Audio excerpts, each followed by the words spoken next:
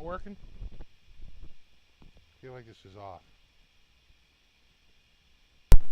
Check, check. No, it's on.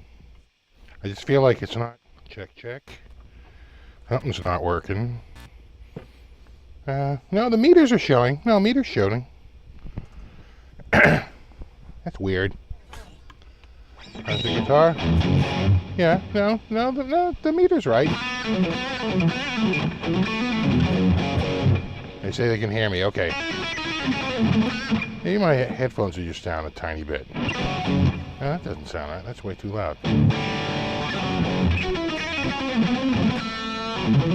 Says it's working now. Okay. Cats could mess with the setup. They like to do that.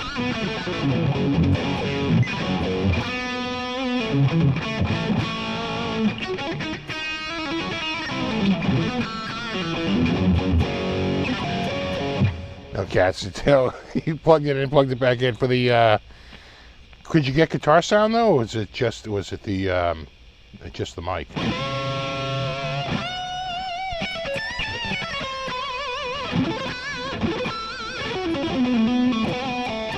Just the mic, yeah, I thought so. Because I could hear the guitar just fine.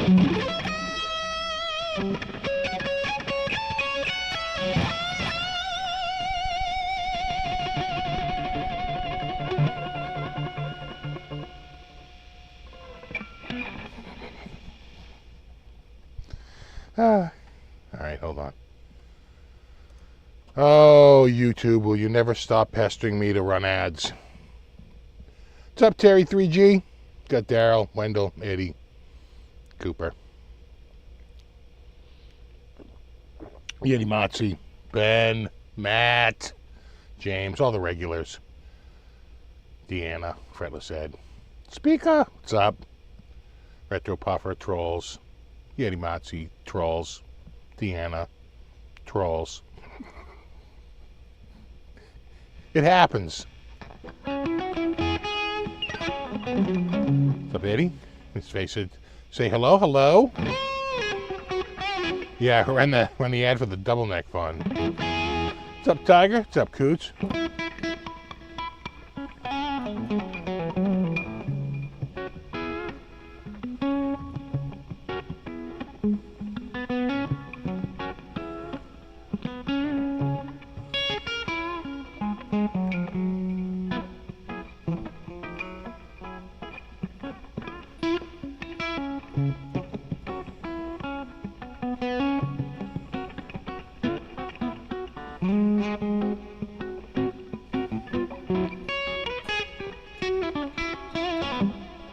Doo-doo.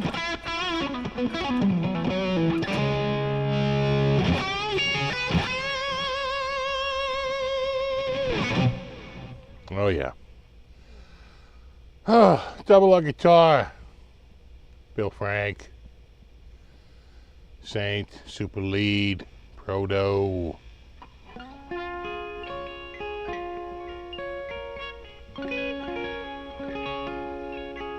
V looks good.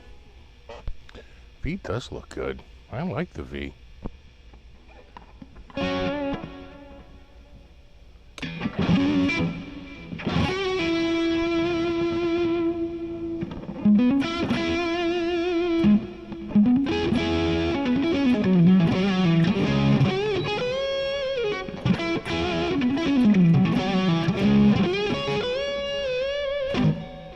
Yeah, I saw Richard Simmons passed away.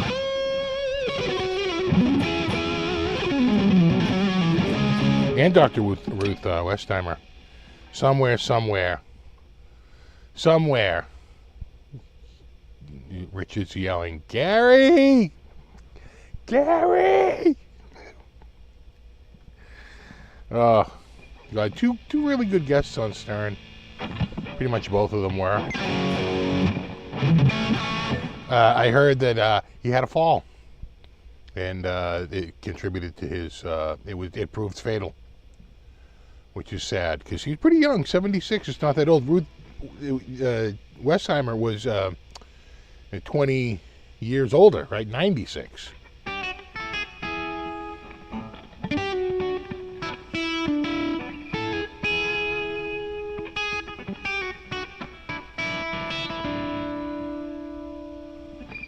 What's up, Jay Schaff? Oh, right. Who's that from the Shelley Duvall, right?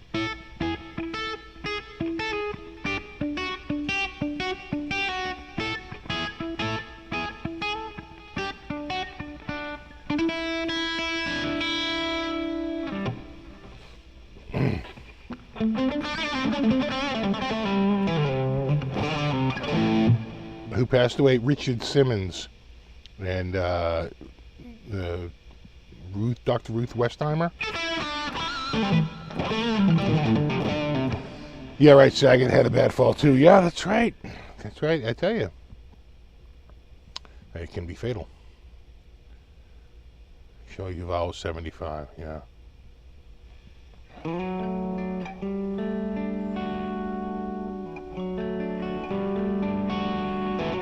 What delay am I using on the guitar? It is my standard delay that I use every week.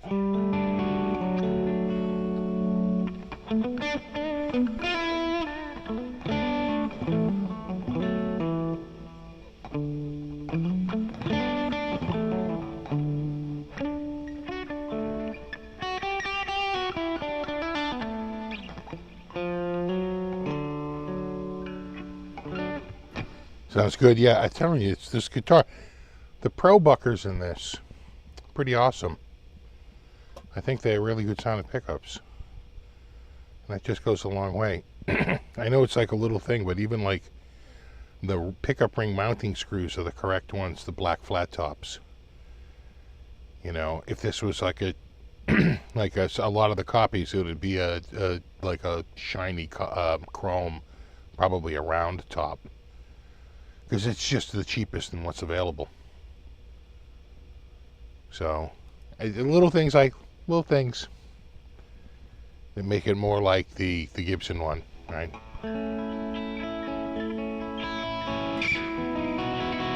Yeah, I like the headstock logo too. I called it a badge. Someone said it wasn't a badge, and I was like, I would encourage you to look up the meaning of the word badge in the dictionary. This is literally the dictionary definition of a badge.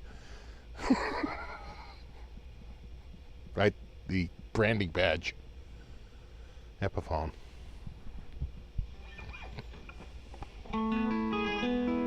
It's badges are affixed.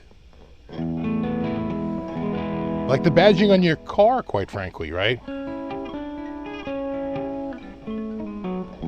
I don't need no stinking badge. What's that from?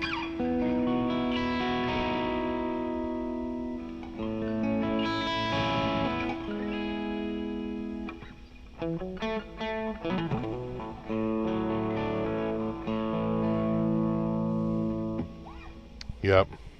Yeah, Richard Simmons. We'll say, oh, Richard. Wherever you are, you're probably yelling, Gary!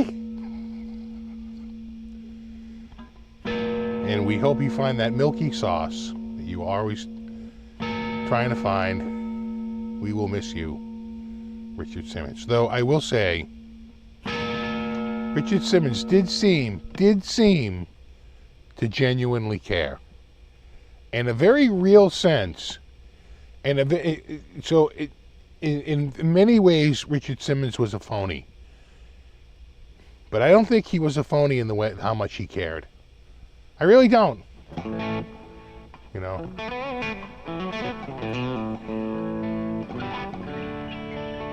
Badges? Badges? We don't need no stinking badges. Right, Blazing Saddles, right? I knew it.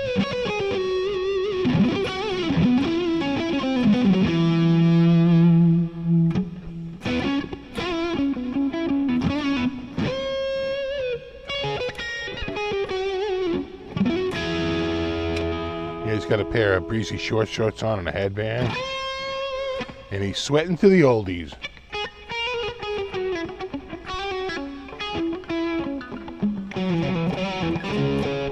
Oh, James says, hi, Steve. Ordered mine in blue. Did you get one of these? Dude, they're nice, right?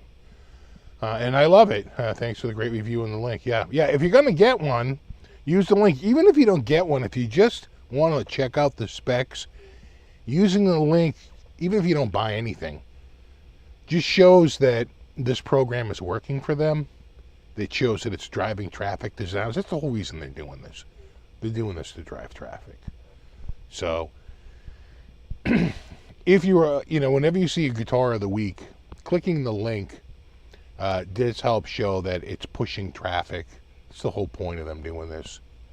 And there you go. Again, buying stuff is optional.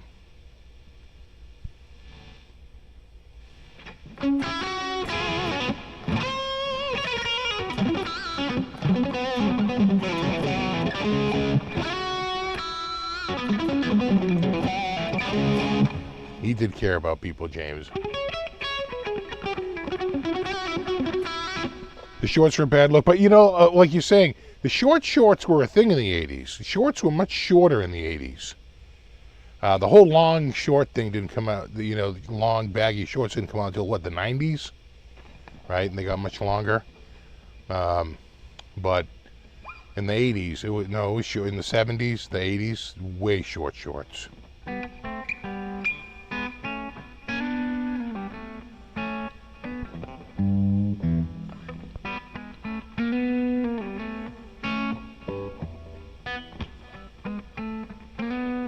Stern did play on terrestrial radio in Boston for a little while.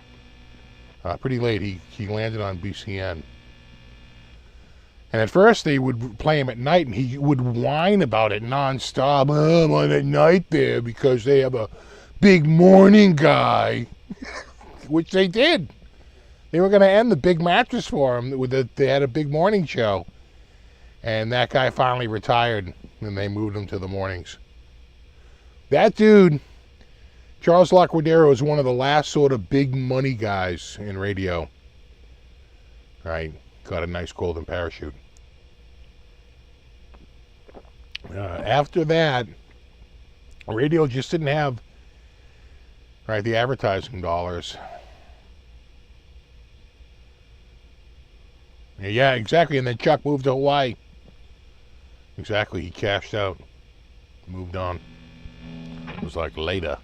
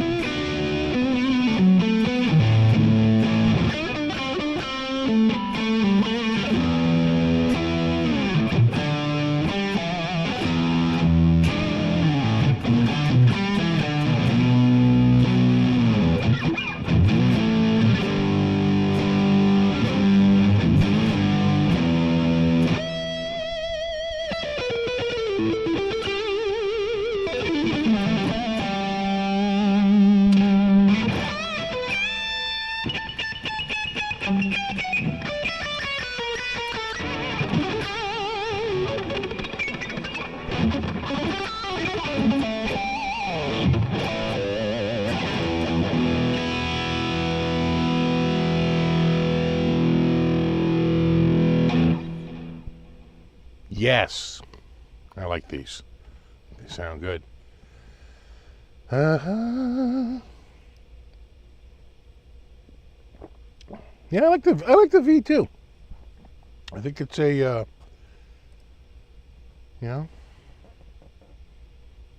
it's a nice guitar.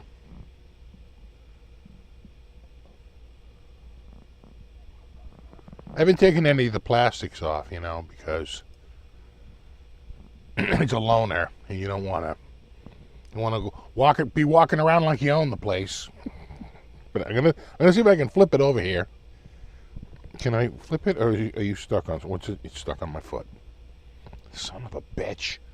Pick a cable. It's under my foot. Any cable. Mm-hmm.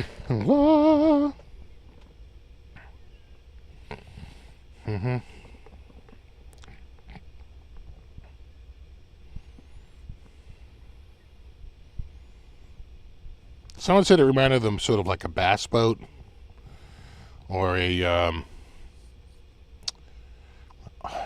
what am I thinking? Like a dune buggy?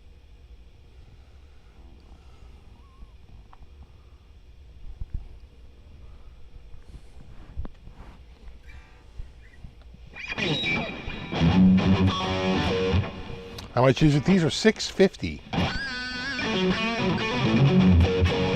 And they come in a bunch of colors.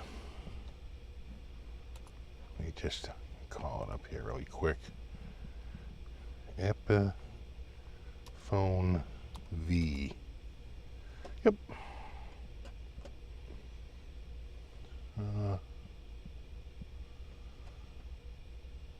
Yeah. Like right there. So that's the blue. That's the one you're seeing now. They make a purple, and they make this orange, which I bet looks pretty sick, and they make the red. But the red isn't sparkly. The red is like red metallic. All right. And that's the Kirk Hammett. And that's just the regular Carina.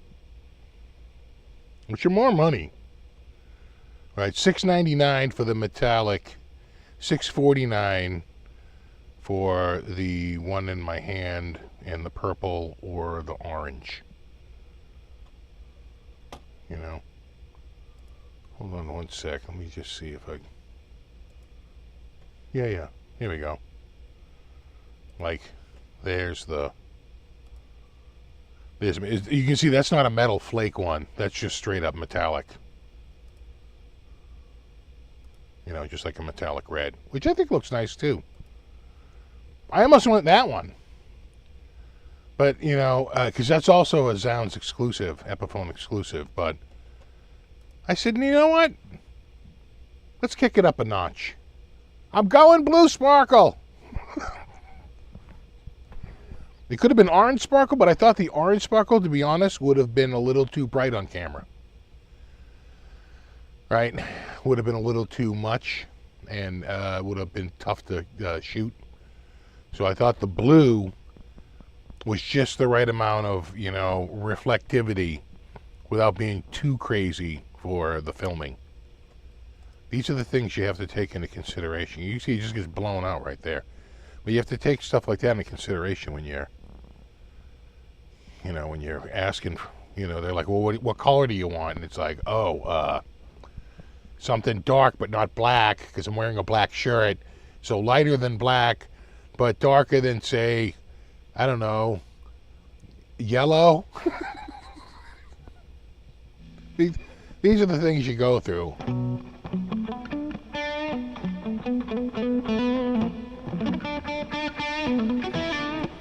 Yeah, green, and you know what? It's not just a V. I think they're doing a lot of the same colors in the SG Custom. I think in an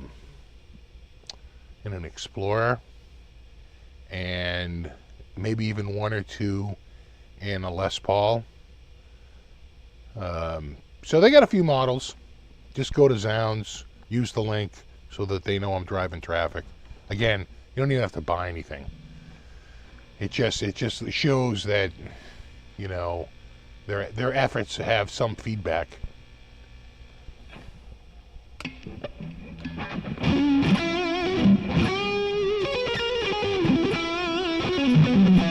Yeah, in video, yeah, you're right. Video does not. Red can be okay. It depends. You get a real bright red, and it gets real tough. The other one that's really tough is sort of like certain blues, because the camera gets confused, and I'm looking at the footage, and I'm like, it looks purple. That is not how it looks. But the camera can't figure it out, and, you know, it's just so close to teetering between blue and purple, and it chooses purple.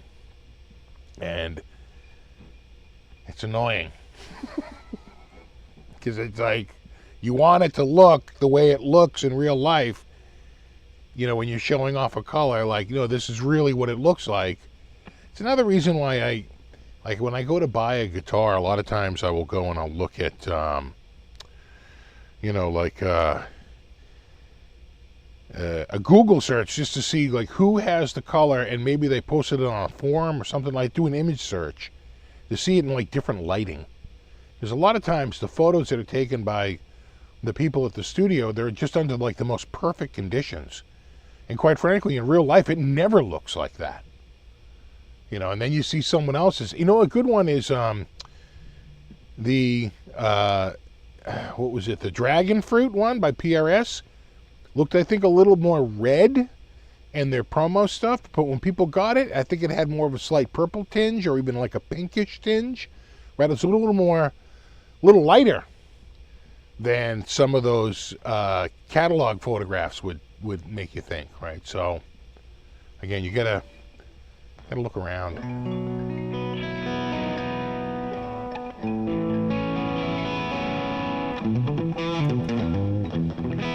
I recommend a cleaner for guitars at Disney Oily Crab from the cleaner. I tend to use the GHS stuff, right? It goes on, it's almost like it reminds me of car wax, or reminds me of like rubbing compound with like almost no grit, like a non-grit rubbing compound, right? It dries to a haze that you can buff off. That's like auto polish all day long. So that's what I tend to use, but people have different opinions on that. I think Gibson has a special polish that they recommend for their stuff. Fender used to always make a polish, an aerosol, right, style polish I used to use. There's a few ones out there. I like the GHS. I've been using the GHS forever. Yeah, when vintage white is pinkish. Or I got a what was the one I got? I got the Harley Benton. The thing kind of looked white. It didn't look pink. But then I took a picture of it upstairs, like in the window in the sunlight, and that was the pinkest it ever looked. It was weird. Right? Like right on the cusp. Yeah, give the Gibson tone polish, exactly.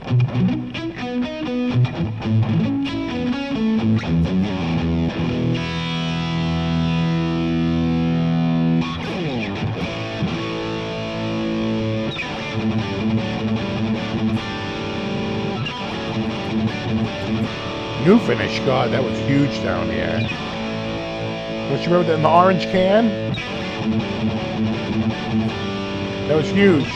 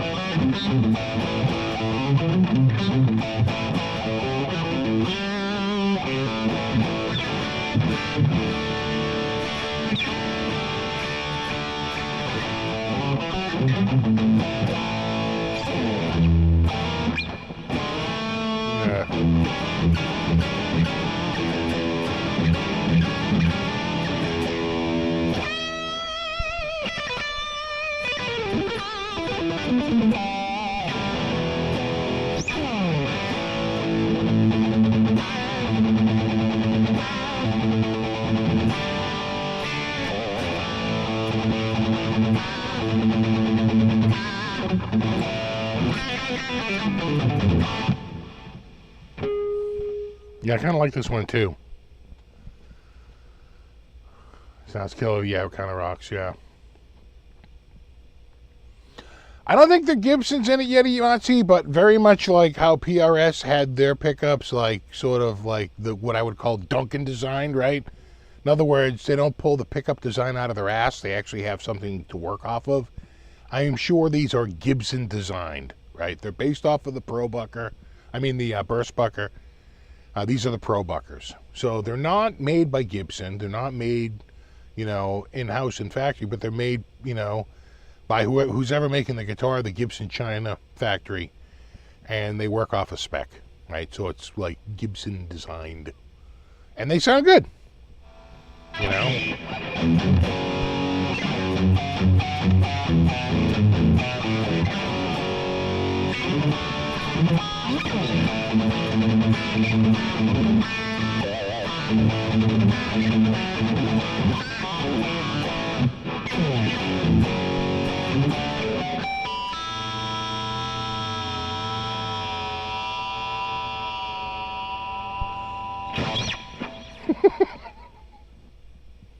Yeah, right.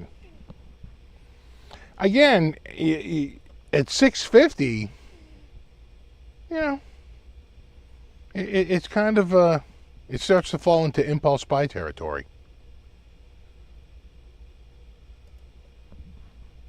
He's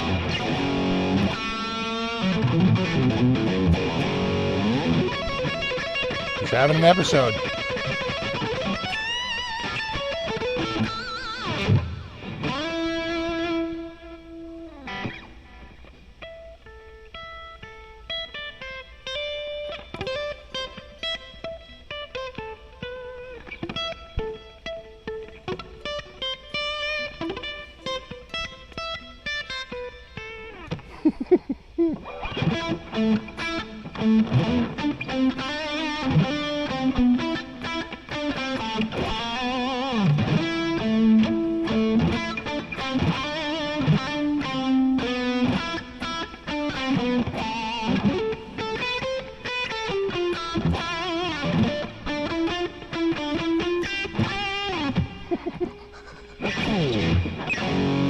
I've been watching a lot of Wonka.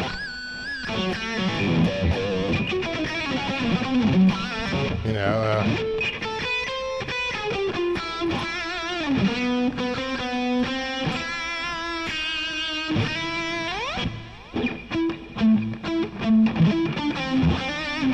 yeah, the Tim Burton version would be like,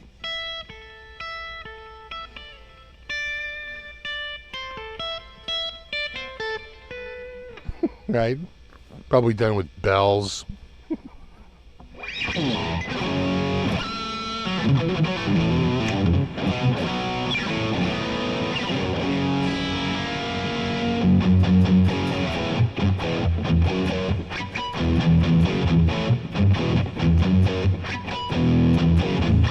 Exactly. I'll be headlining it, Oompa Palooza.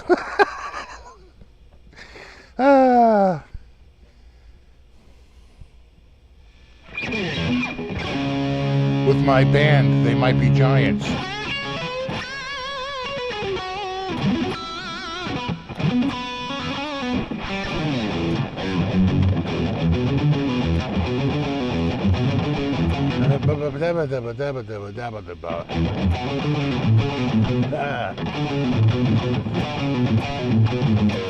Something like that.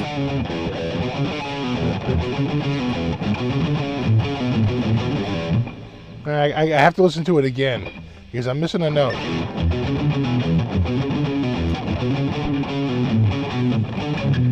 Yeah. No, I don't think it's G. I think it's A. That's one too many notes. I gotta listen to it again. It's close.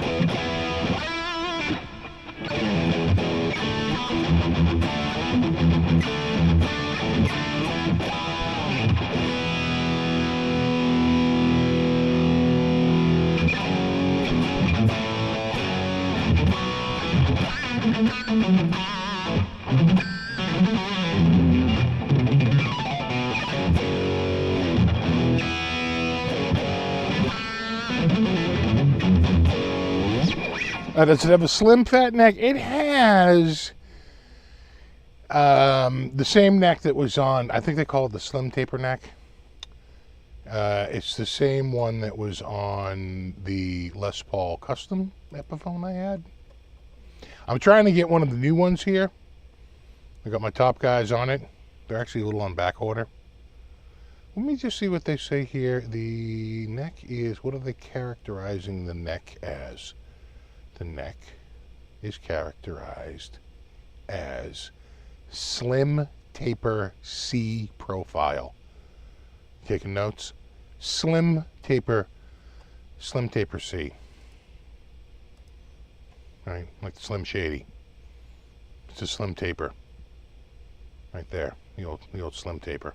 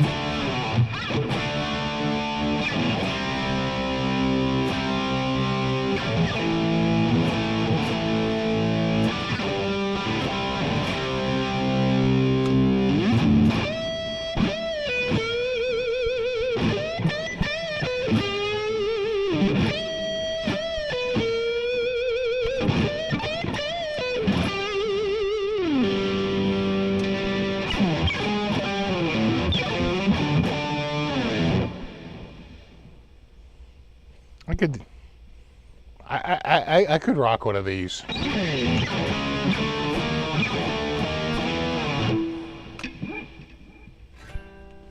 Ooh.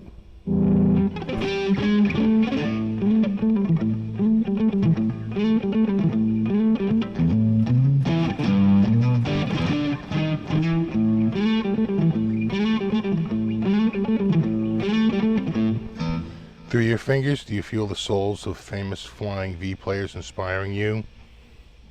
Oddly enough, no. But I do feel it in my right big toe. What a waste.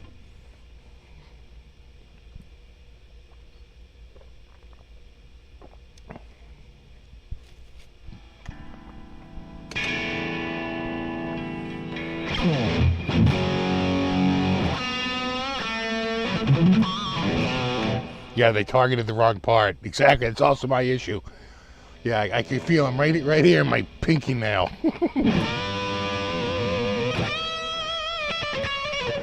I can feel it right in the eyebrow.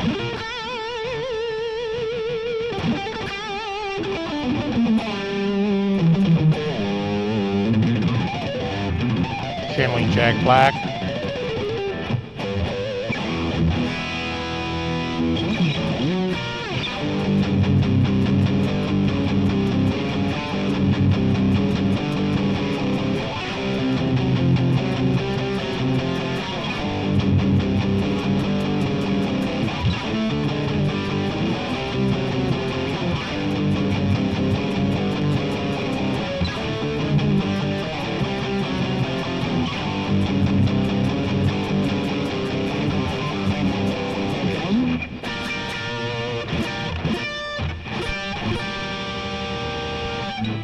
Probably, how they, probably.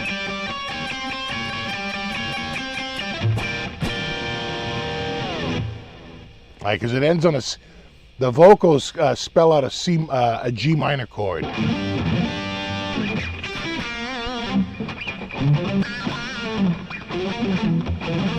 Yeah, Albert King, I've heard of him.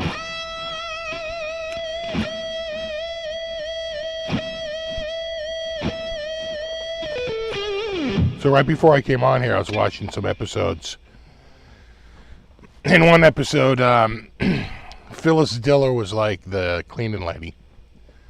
In another one, the villain was played by Shelley Winters. And the henchman was played by Milton Berle. And I just watched the two-part one with Liberace as the villain. And of course, he plays two villains. Of course, one that's very much like himself. Let's say a little festive, a little flamboyant. Then he played a real tough guy. His his twin brother. And that's always, let's just say that that's kind of fun to watch.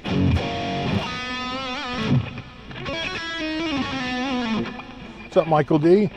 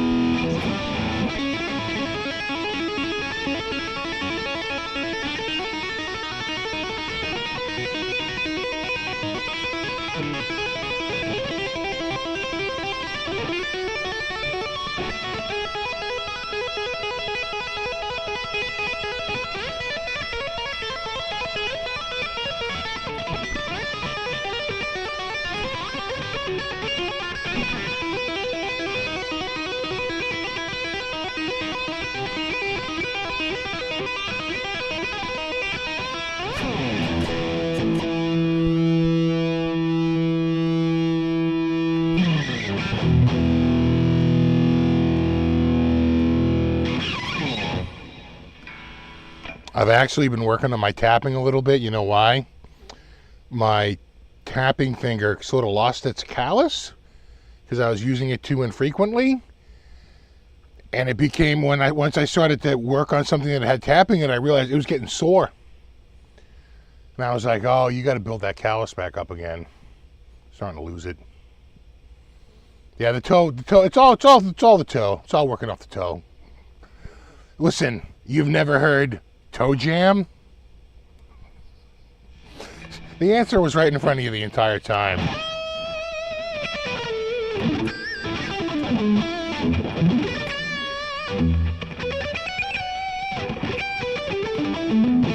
Exactly, I have the tab on the ceiling.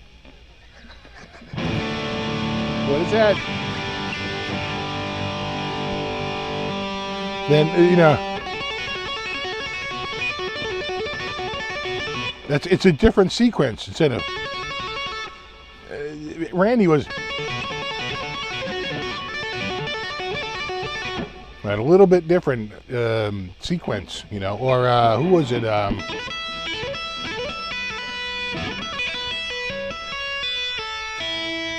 Notice I'm not using a damper here, kids.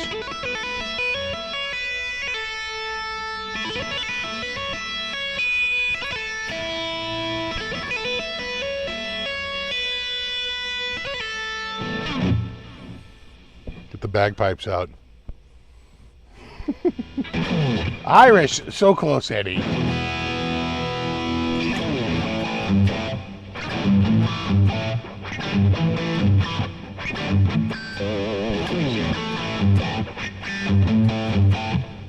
Yeah, Tony's got it. I think that's what he was going for. That's a Steve Vai thing, right?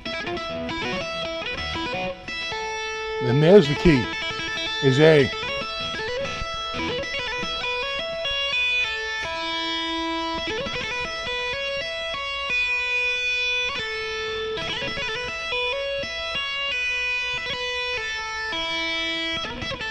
Ah.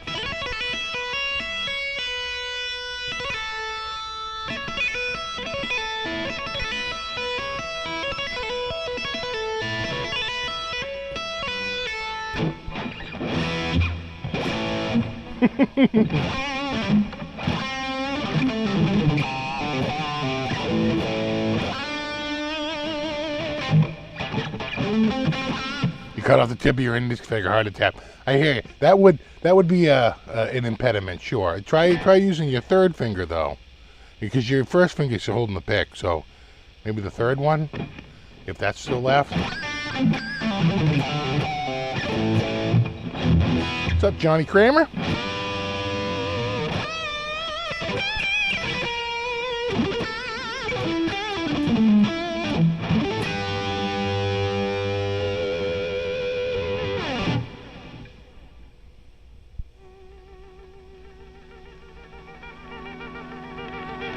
Yeah, I use the middle finger.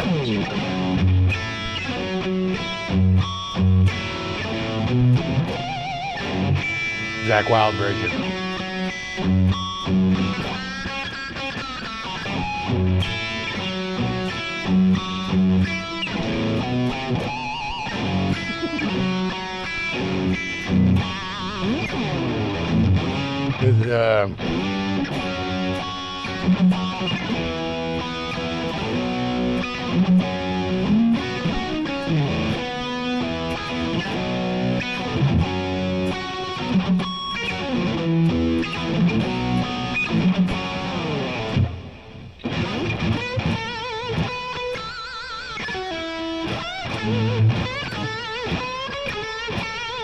I think it's fun. Gotta give it the old vibrato.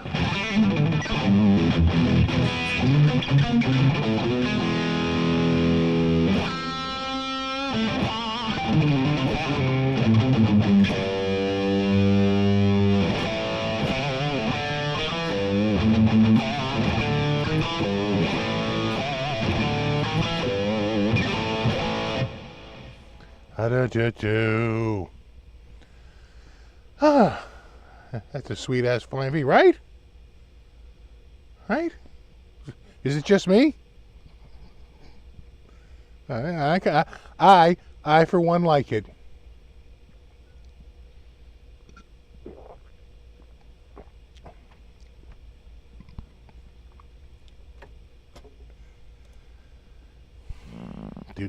Do.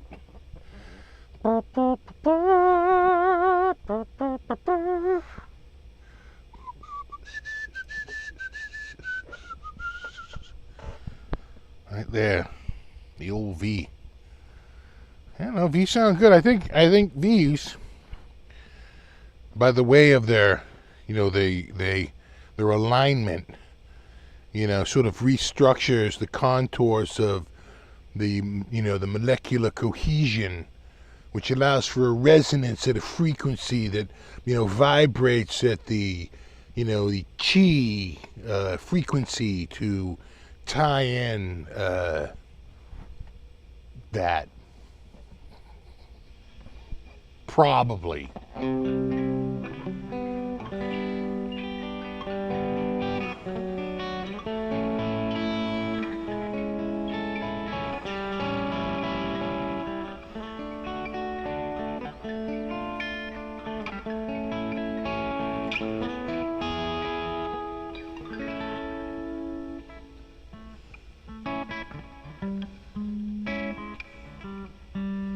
Does it go to 11? It goes to 11.1. Exactly. It's not the grounded V, it's the Flying V. Yeah, who are the V players?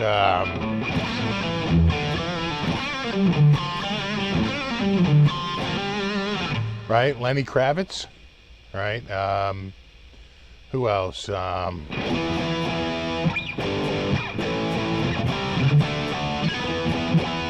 Rudolf Schenker, right? Oh, Carlos Cavazo. Right, good call.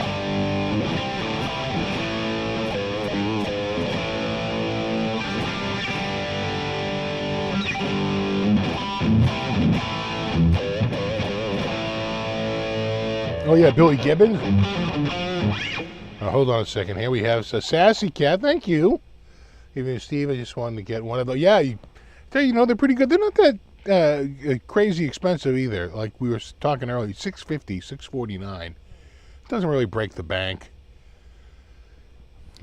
So. And it's got, you check the video for all the appointments. It's got, including the badge. Excuse me, sir, I'm going to have to see your badge. Oh, yeah, Glenn Tipton. Good call.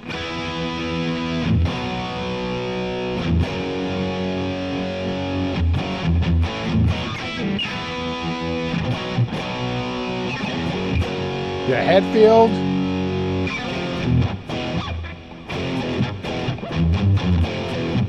And Mustaine.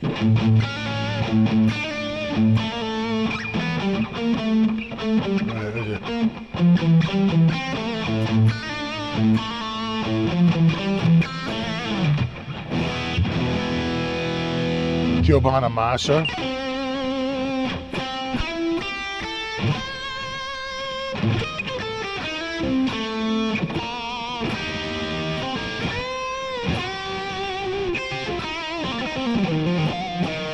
Not really a Bonamassa tone, but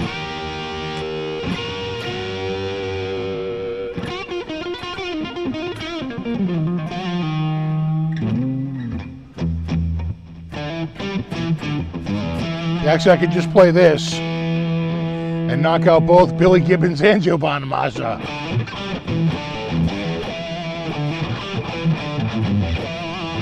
Yeah, they had a picture of EVH.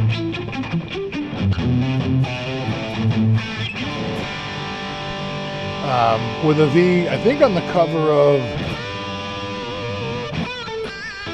Guitar World? Guitar Player? Dave Davies, yeah.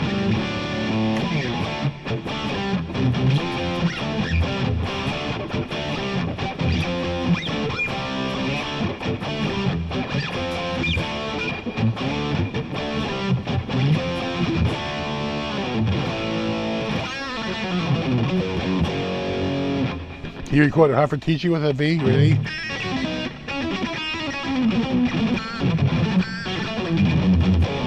Too bad it's alone, so we can't see it again. Well, I don't really get into the terms of it, but technically, I think I can keep them. I think the agreement is I could keep this for up to 90 days. So it could stick around for a little bit longer. What I tend to do is I try not to keep them here. I try to send them back and have them send me another round, right? Rather than hold on to it. So I could make an exception on this one and hold it a little longer.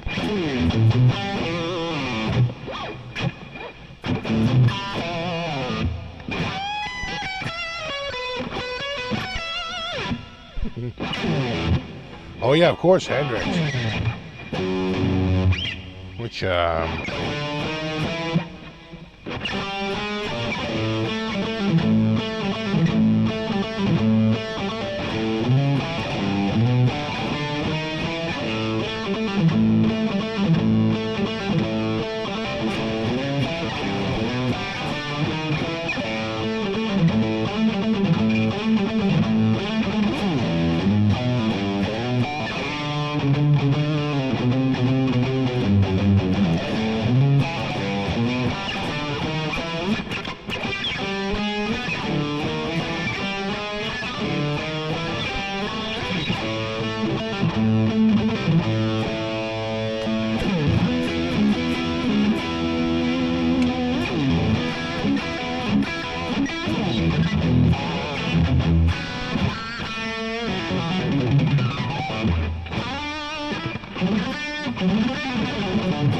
should be a keeper, yeah.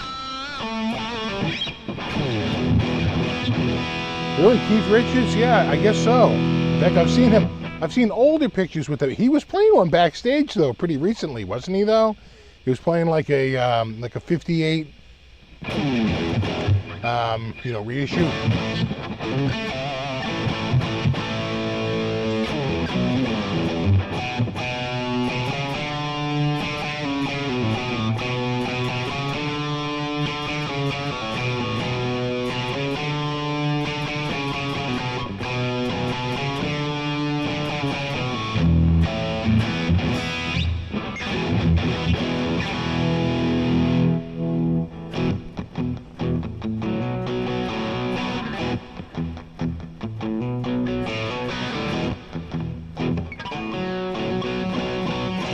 Yeah, Paul Stanley.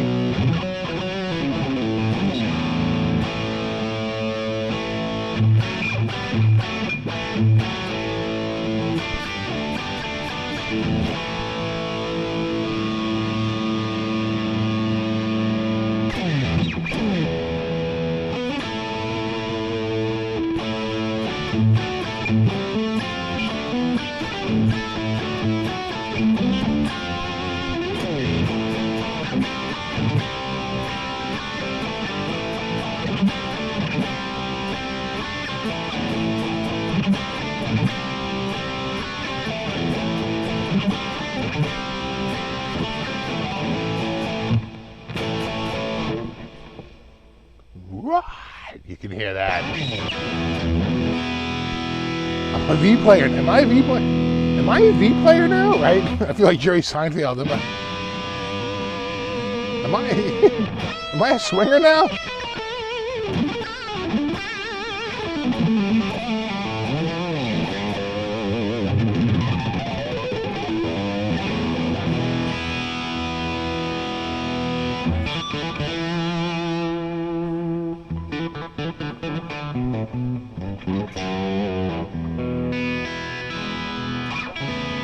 Yeah, who did Steve Salas play? Was he playing with Rod Stewart?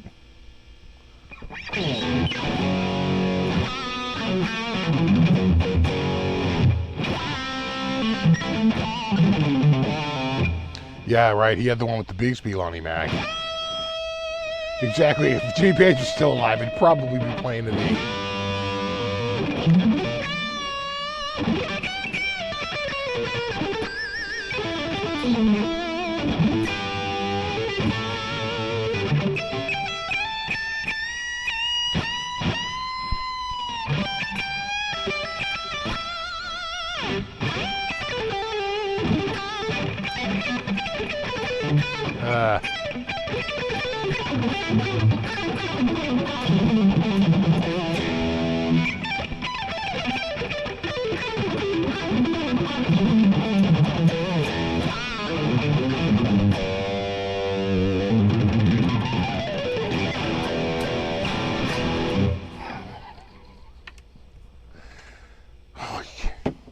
runaway. It's like a runaway train.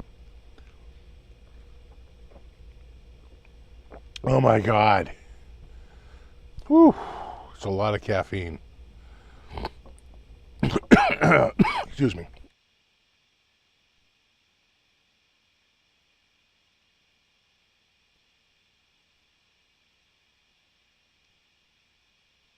You know, when you rock that hard, you can feel it in your big toe. I'm just saying.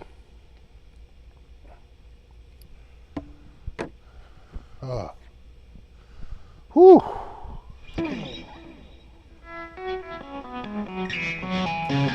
It's got the arms above my head. I'm not passing out, you are.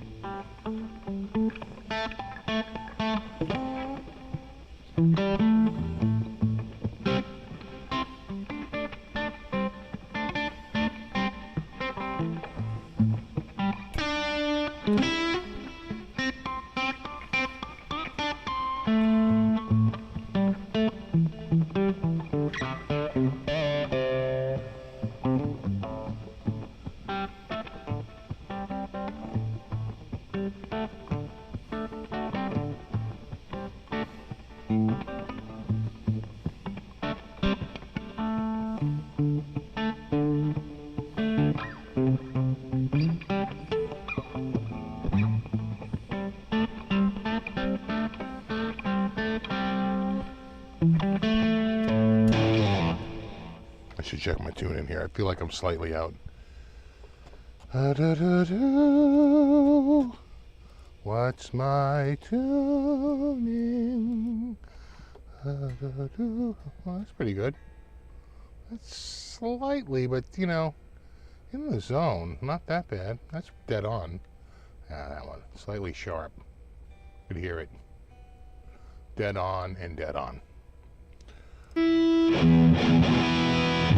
Do do do do do.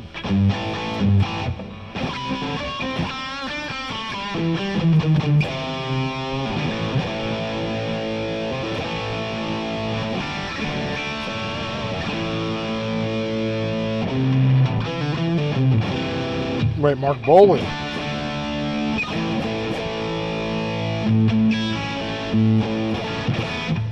Is that T-Rex?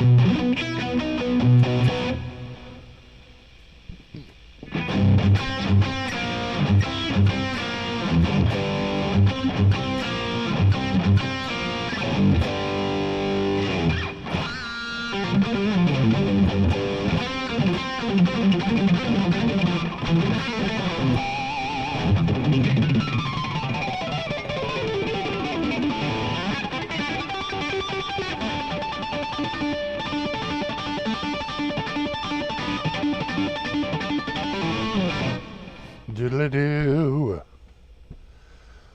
Oh, God. That fan can't blow strong enough. It's freaking hot. It's so humid. So freaking hot and humid. I don't care for it. One bit. Where's my crispy fall air? It's not going to be here. Yeah, 2.73. And they say it's really not going anywhere until like late next week. And we might get a little relief. It's been so friggin' muggy. It's been pretty goddamn ridiculous. How do the cats feel? Fur coats all year round. Yeah, even when it's hot out. Well, we keep them in comfort around here. God knows I've been running my friggin' air conditioner non-stop for about a week. I don't think it's taken a single friggin' break. It's pretty crazy. But, you know, the guy totally undersized it. You know, I could run this thing 24/7. It'll never kick off until the outside temperature gets down to where I have it set. It's pretty pathetic, actually.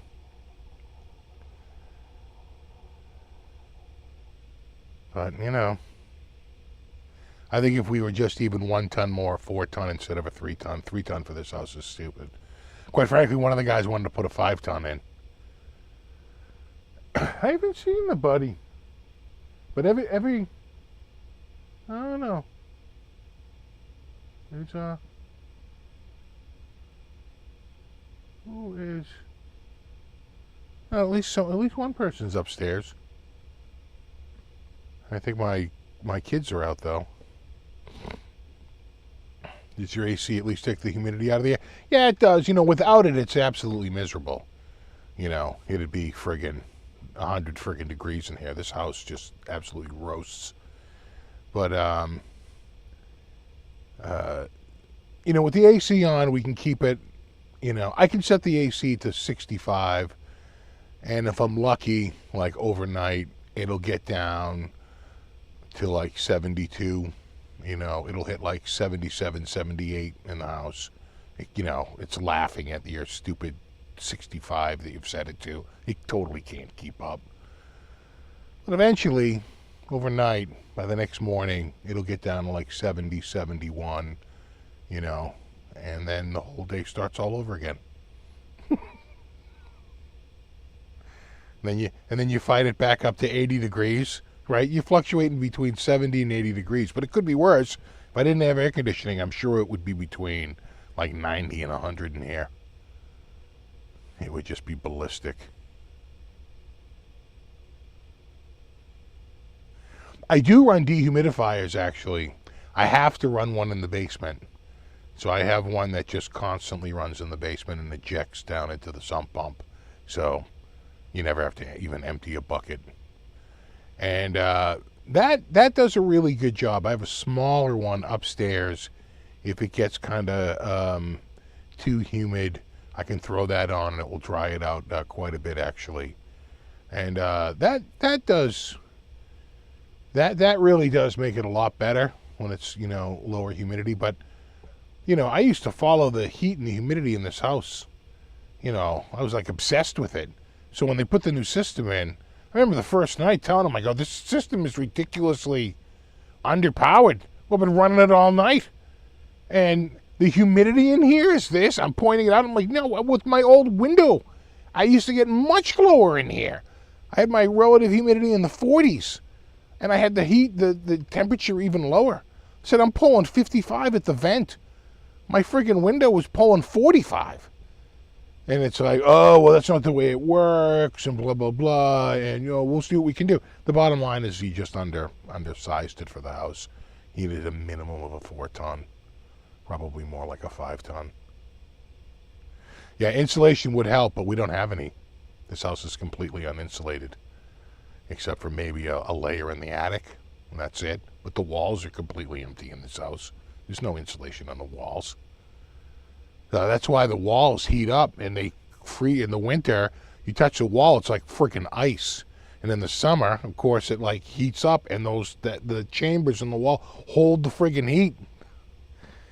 So the insulation is the air gap. which is not a particularly good insulation. So one of the things you could do is you can just upgrade the AC unit itself, you know, without changing the furnace at the same time. You just upgrade it from a 3-ton to a 4-ton. Which is worse, the cold or the heat? Oh, for me, the heat. I can't take the heat. Much worse. I can take cold all day. Laugh it off. Nothing. I'm like Mr. Freeze. My icy heart of doom. That's a terrible movie, too. That's been on recently. God, is that awful.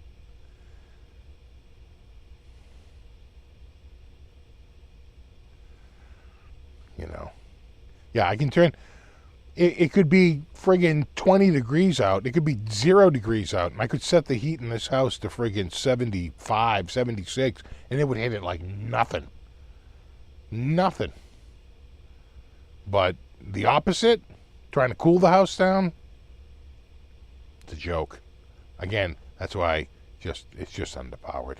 He has the right heat amount in there, but doesn't have the right cooling amount. Exactly. This would be the choice of Mr. Freeze now, wouldn't it? You make a good point.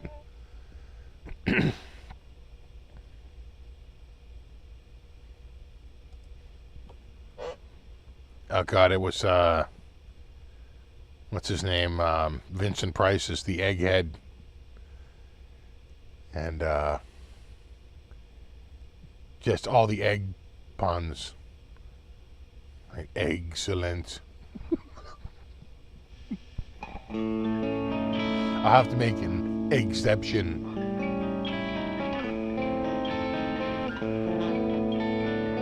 What tone wood do they use for that? All the tone wood. They used all of it. This is mahogany, right? Mahogany body, mahogany neck, and a laurel fretboard. Pretty sure. Yeah, there's the specs right there. It's mahogany on mahogany. Is that allowed on school property?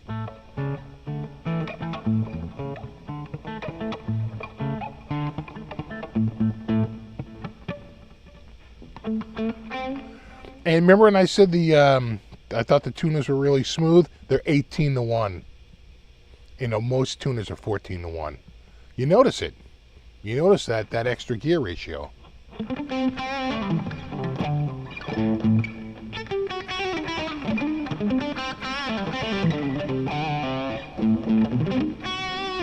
Exactly, Matthew Mahogany.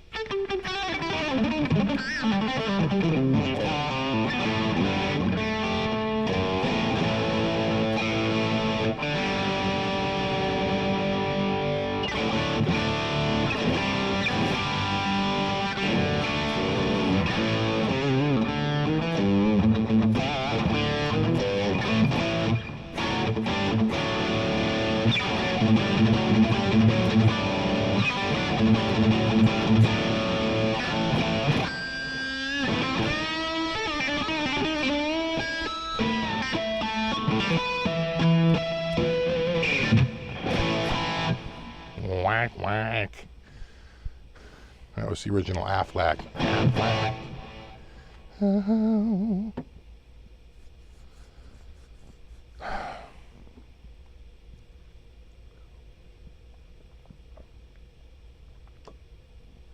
Oh, that is good.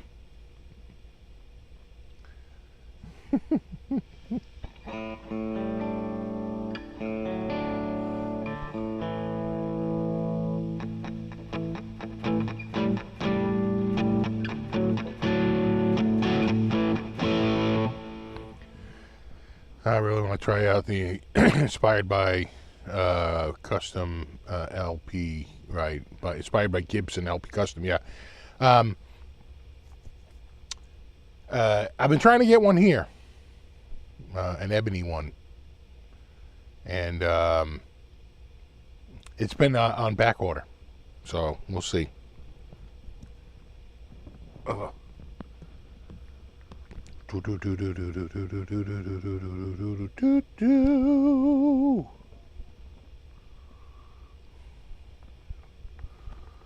There's the back. Ahead of its time. Oh. What was the original run? I think they sold 90, right? 89 or 90. Yeah, in the sunlight, it looks really amazing. You're right, Speaker. In sunlight, it looks killer. If I could leave the house, I would be able to see it, but the heat and humidity prevents my exit. I am the man in the plastic bubble.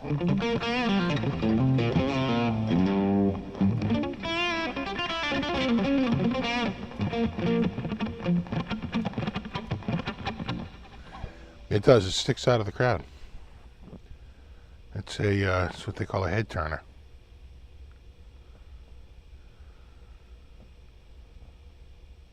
Yep.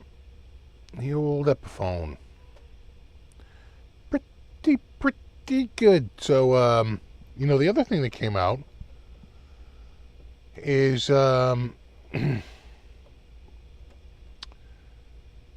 some new Fender Player stuff. The new Player II. Oh, here's a new comparison. The Player versus the Player II. Right?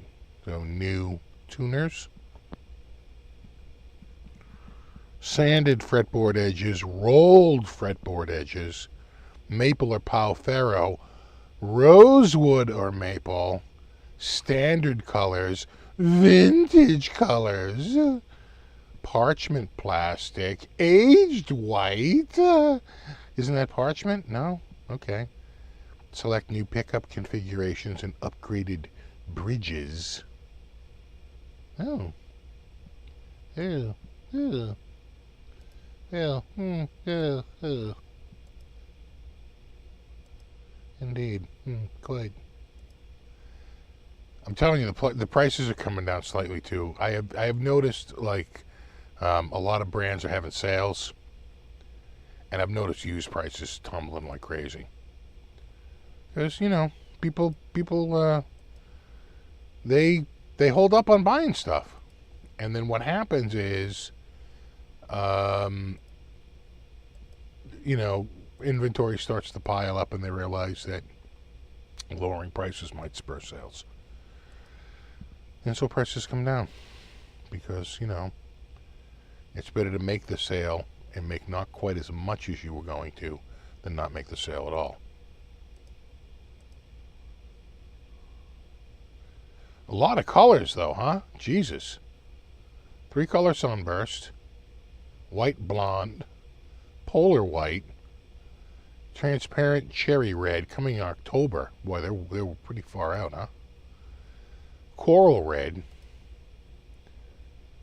birch green, black, aqua tone blue, okay, aged cherry burst, and hella yellow.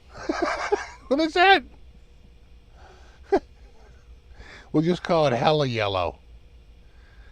Hello, yellow, hello, yellow. What the frick? Yeah. Pretty good. Pretty good. Modern C. Ash body. 9.5-inch radius. Get your Player Series pickups. They're doing tellies too. They're doing HSS. These seem to be all the same colors, right? No? Oh, butterscotch, of course. Mocha, right. And then a black, a birch green. That was the same as the Strat. Cherry burst, same as the Strat. Aquatone, the same. The Polar. So a lot of these are the same. But not the white blonde, that's new. But the same coral red was the other one too. So a lot of crossover. Yeah, let's check out the HSS here. I kind of like an HSS, you know, maybe even over the traditional. It's just something about having that extra oomph of the humbucker. So it seems to be, again, a lot of the same colors. Is there a special color for the HSS? Do we have one color just for it? I don't think so. But it does have hella yellow. Is that a 3-color? Yeah, okay, it is 3-color. I was going to say it should be. Not 2-color. Yeah, that aged. Yeah. Cherry, kind of like a cherry lifesaver. Yeah.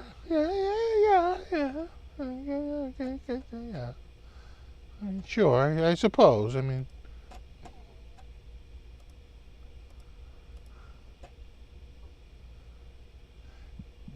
I think this will look good, but it's got to be metallic. If that's just a plain, which I think it might be, and not a metallic color, might be a touch drab. But if it's metallic, I'll bet it looks sick in person.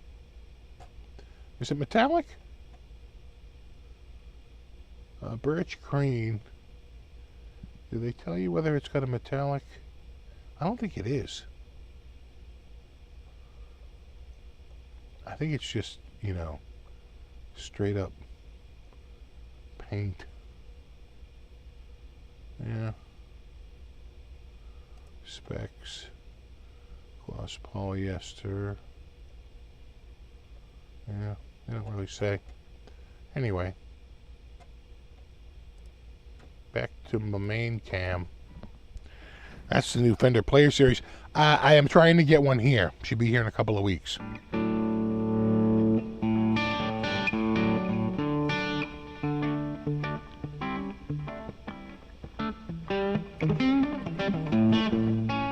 Yeah, kind of like an avocado green, I agree.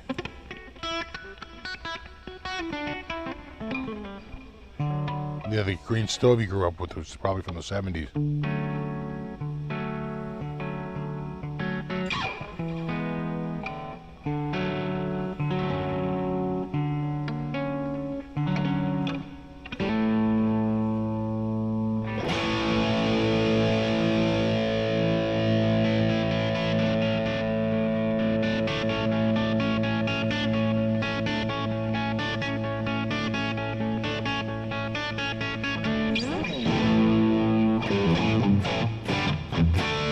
You like the blue aquatone? Let me see if I can call that one up. Was that? Yeah. This one? Yeah.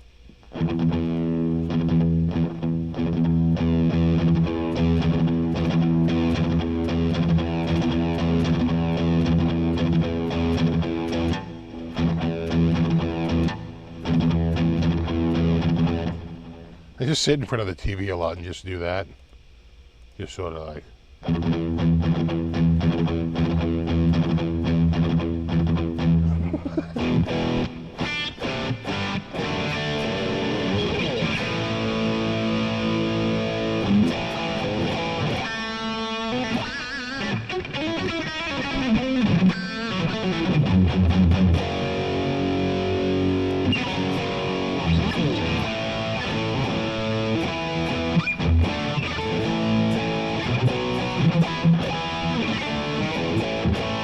That blue does look nice now that I'm looking at it from here. Here's another shot of it. You gonna go single, single, single, or you going single, single, double? You doing Tony, Tony, Tony, or you doing Tony, Tony, Tony?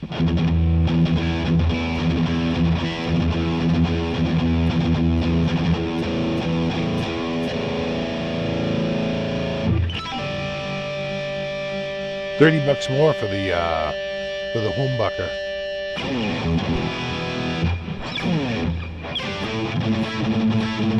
Going single, single, double. This is the Flying V Sparkle. This is the Pope shit in the woods. Of course it is.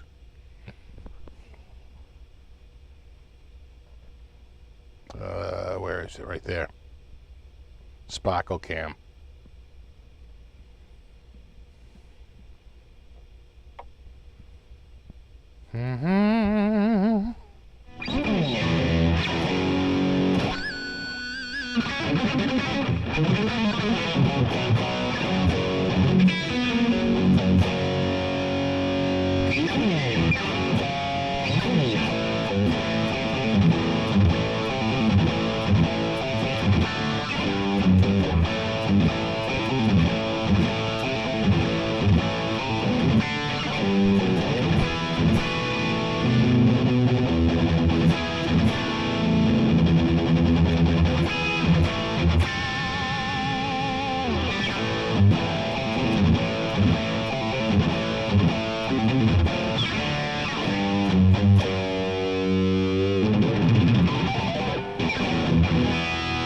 Oh, there's definitely a clear cut. You can't feel any of the sparkles.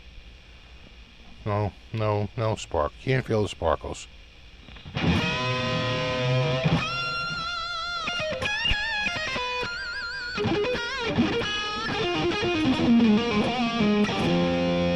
Are you gonna get the Donner 600 Strat? I got it, and I already did the video. You didn't see the Donner video?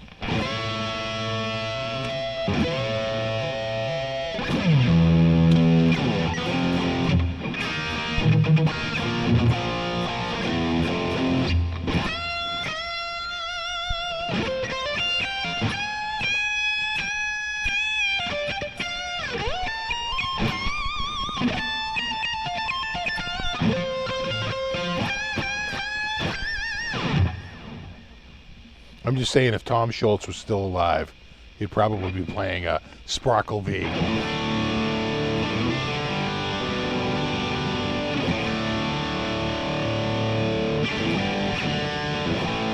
I love Pelham Blue.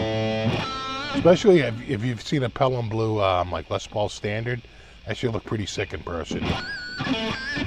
With the binding and everything, it actually works quite well.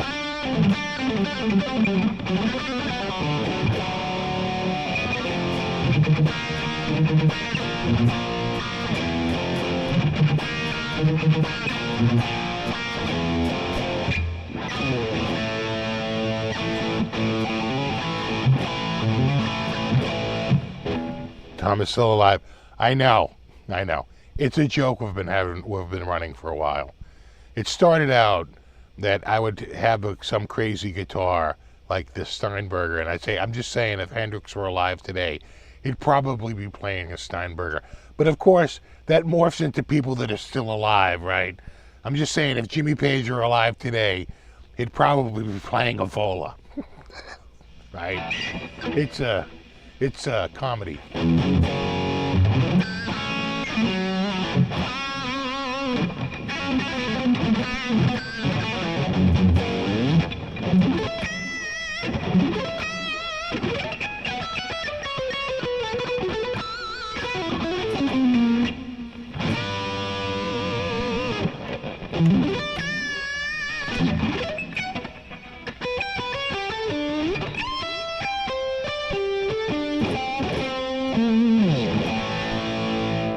Carlos played one, though.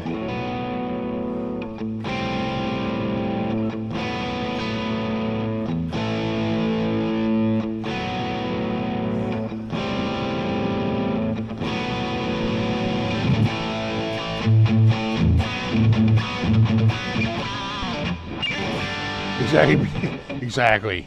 If Ozzy was still alive, he'd be playing a Nova Gosonic.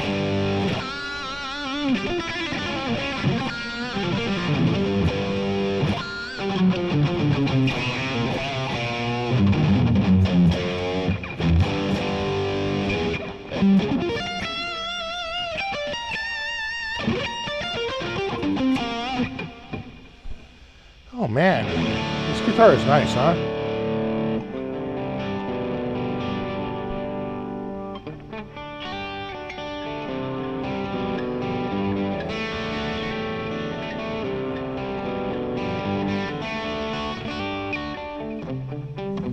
Exactly.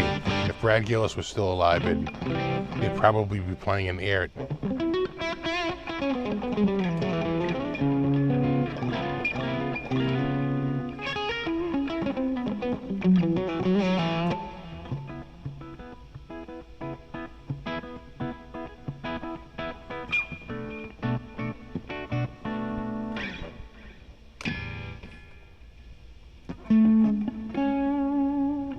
I'm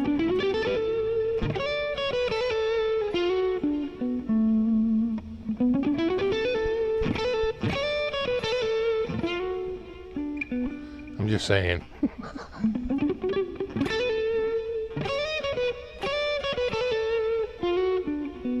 I'm just saying, if George Benson was still alive, he'd probably be playing a Sparkle V.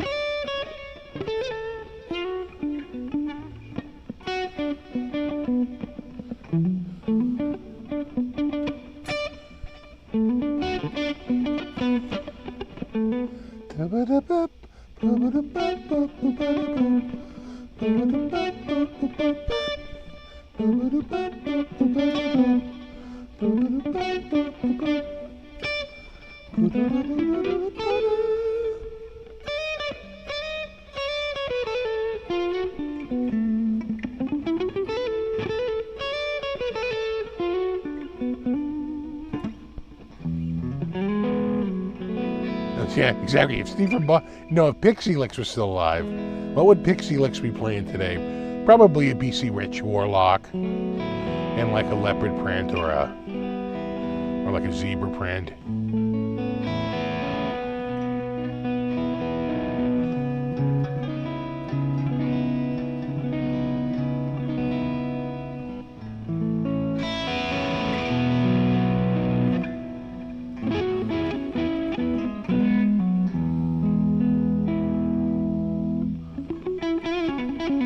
A pink sparkly Warlock.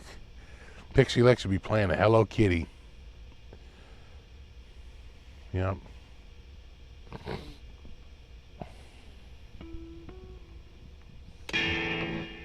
So, or this V. A seemingly plausible answer.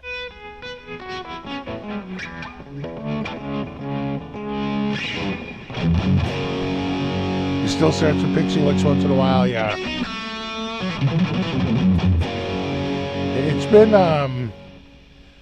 It's been 6 years since I changed the name, and I still get asked about it.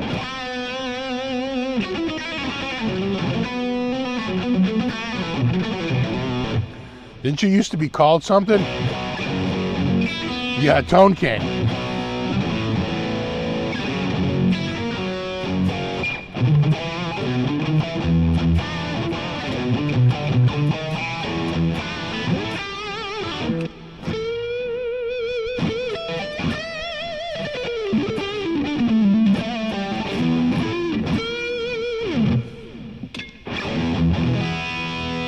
That does sound good, doesn't it? I think it's well intonated too. It's been a pretty good tune.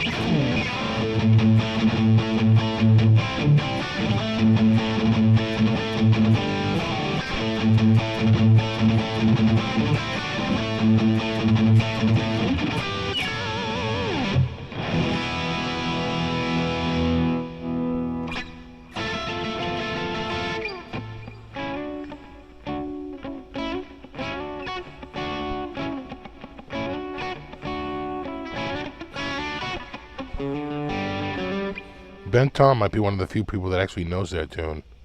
Oh my God. Do we?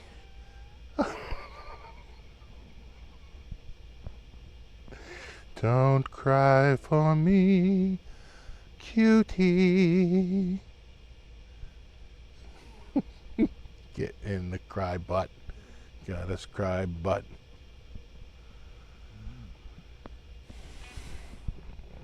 Oh, I could see Ted Nugent playing a V and an Explorer.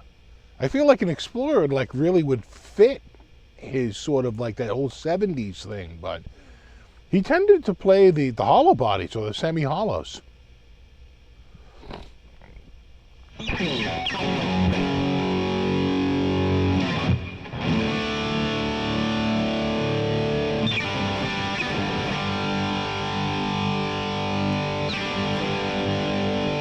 Would Hendrix suffer from analysis paralysis? No, like most old curmudgeons, they'd be like, back in my day, we plugged a guitar into an amp, and we liked it.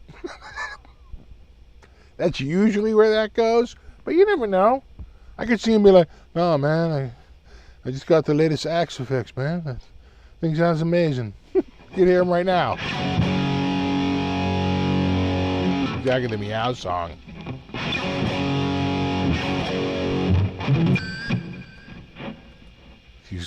She's working the scratch and post.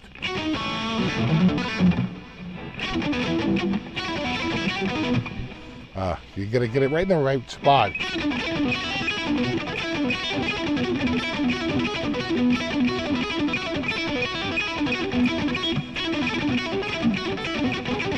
It's having an episode.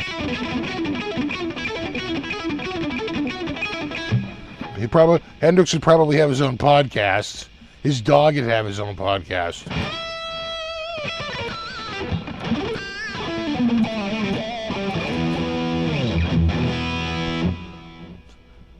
Okay, so you're gonna finish up here? No, I have a podcast now. Oh, well then, see ya.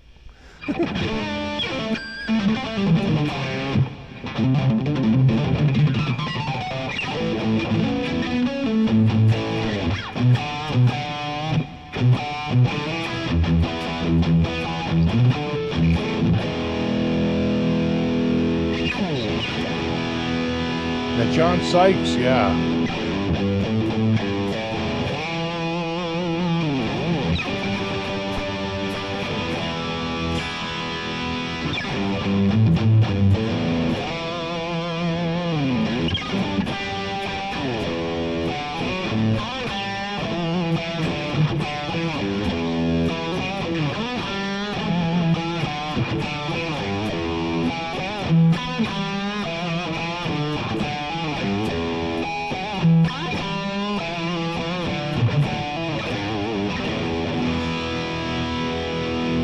The whole thing is vibrating, it's resonating. You should sit on this.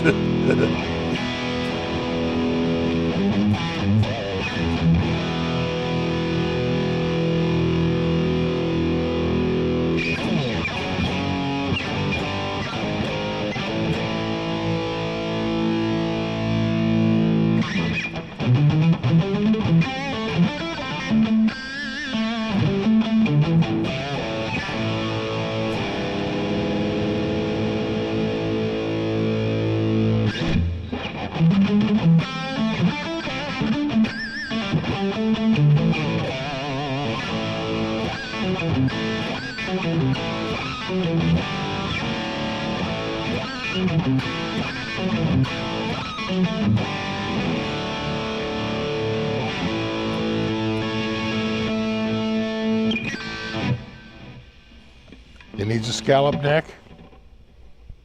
You know, it's got a pretty thick board. You could probably do it. Yeah, because the side dots are about halfway down. I tell you, it's nicely rolled, though. You can see the edge here. It's been rolled off. It's pretty good. A little bit. Pretty good. Pretty good, no? No sharp frets either, though. We're not really in fret sprout season. That's not for like 6 months. It's pretty good. Pretty good.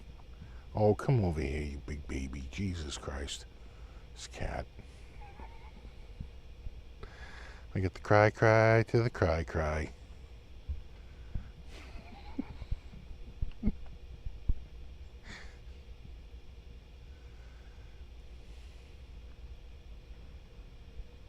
You all right?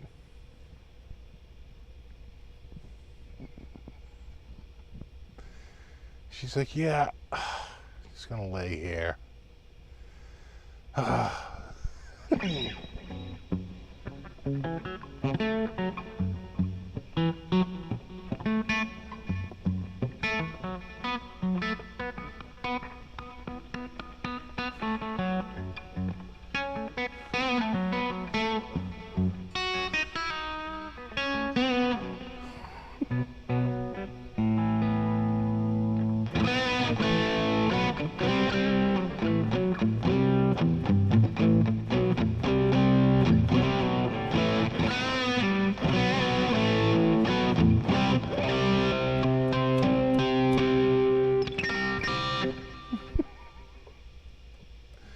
Ah. Do, do, do.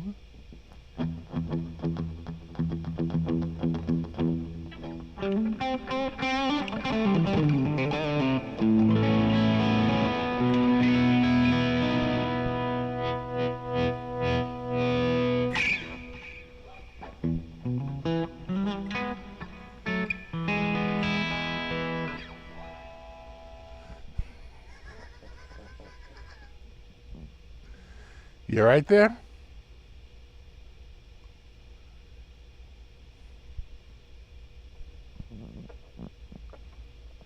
Seeing this cat?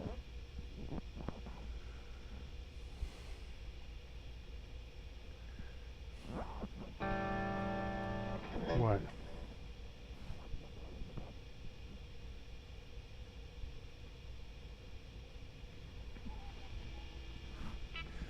Uh.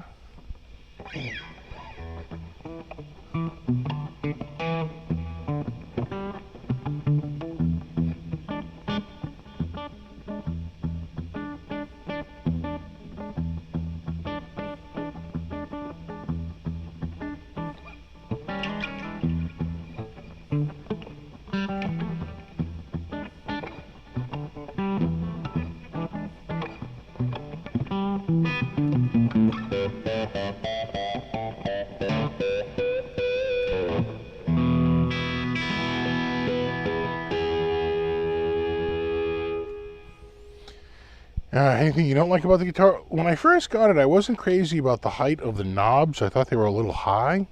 I don't know if I can show them here on the camera. See those? They're a little high off the body, but believe it or not, they're actually easier to grip that way.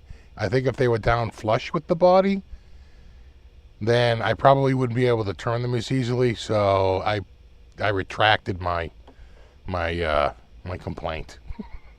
Said, you know what? They're probably better with that little gap. You see bunnies in your front yard. We have them pretty heavy around here lately. They weren't this bad, I think, 10 or 15 years ago, but they're really bad now. They're everywhere. Freaking everywhere. Yeah, exactly. You can grab underneath it a little bit. You can really, get the edge. I think if they were flush against the top, I'd be pushing down a little bit more to get the friction going. It probably wouldn't be as easy to grip and move. So it's probably a good thing that they're that high off the pickguard. But that was the first thing I was like, oh, well, maybe we'll get these down and nice and flush and make them look good. But it was like, you know what? I think it would make them harder to turn. So I scrapped it. Do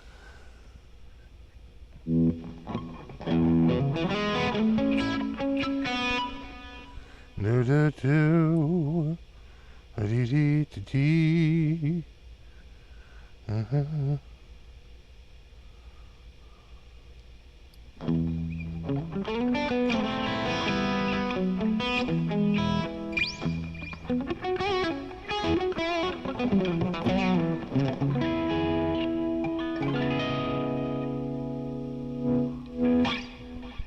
It's been staying in tune pretty good, yeah.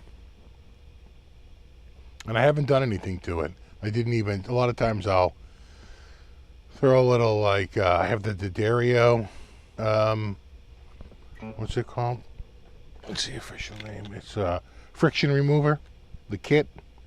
That stuff's like the consistency of like Vaseline. And you can put a little dab, like just the tiniest little dab, and the nut slots, and it makes a huge difference. I think it's Teflon, right? It's like a Teflon grease, like a clear Teflon grease, and it works well. The other one I've moved out of its container into this little rubber container, but this is by Graphitol, I want to say, ceramic lube by Graphitol. That's what I found out. That's what Philip Sace uses. I saw him just absolutely drenching the nut on his guitar with that stuff, because I'm sure when he goes crazy with the trem bar and all that, it makes a huge difference. And that is the I want to say the graphitol stuff is ceramic based. It's like a white grease with ceramic in it. And this stuff I want to say is Teflon based.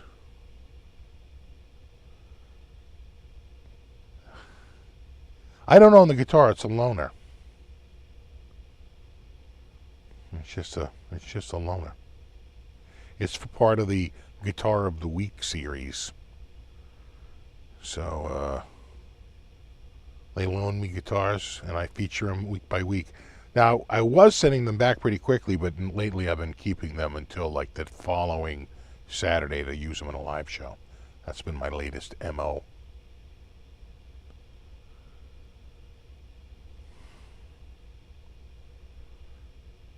Yeah, exactly. You can mix Vaseline with graphite.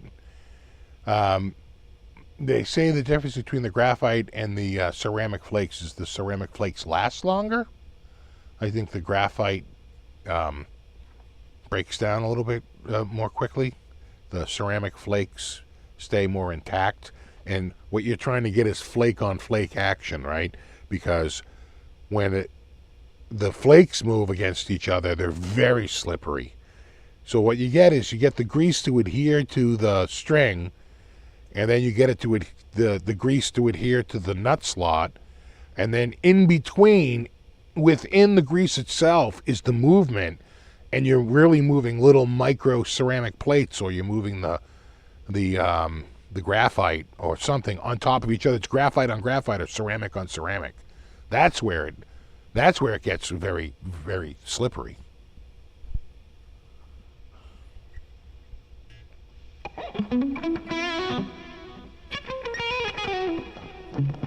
Think this one's a keeper, yeah? I'm sure they'd give me a great deal on it if I wanted it.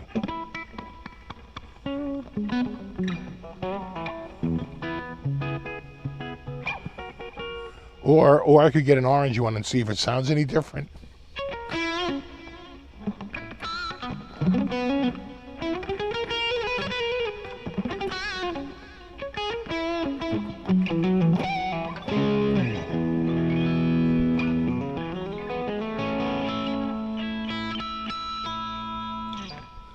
So it's almost like rolling on ball bearings. Well, on a molecular level, that's what oil is.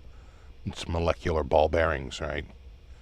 At a very tiny level, they kind of roll, and that's what makes oil slippery. Yeah, you know what? That's a good point, Sassy Cat. The orange one doesn't have these tuners. There is a detail difference, because someone was like, hey, you're saying it's got those Grovers in it, but I don't see those. I'm seeing that it's got like Epiphone, like vintage.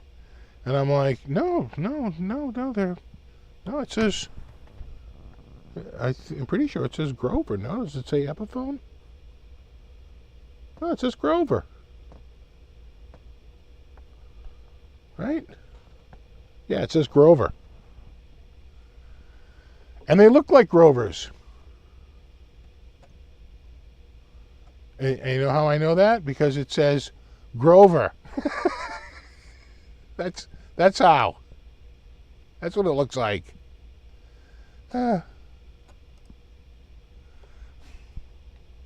So, but that is a great point, because I think if I go to, let me see if I can choose a different color. That's a great point. I think if you choose the orange, I think the tuners are different. Let me go to the orange one. You're right. They are. They are. Let me see if I can get the back of the headstock here. Yeah. Good point. That is a really, really good point. Yeah. Different tuners. Different tuners on this, which may or may not be, a problem for some people.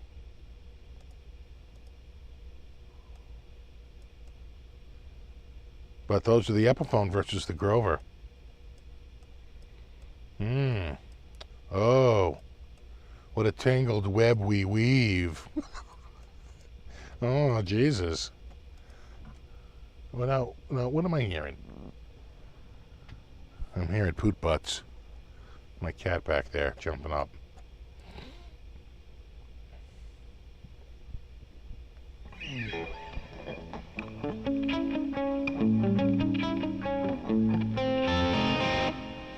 So yeah, no, good call. Let me just check real quick. Well, I just happened to be here. They had one other color. That was the purple.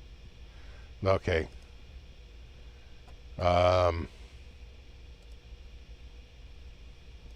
Purple has the Grovers. So it looks like if you want the Grovers, you got to go purple or blue. If you want the Kluson, Epiphone Klusons, get the orange. And I'm just going to check real quick and see if they have one other color. Maybe they have one of each. Is there another? No, that's Kirk Hammett. No, that's not it. One other color?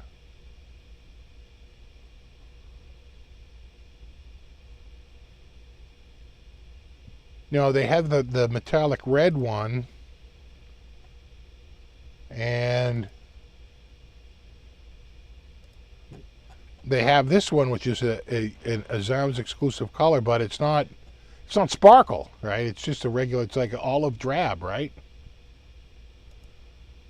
That's just a regular color. It's not a sparkle color. But if you notice, it's got the same tuner as that orange sparkle. So maybe they did 2 units with these tuners, and they did 2 with the Grovers, right? The blue and the purple with the Grover, the drab green and the orange sparkle with the Klusons.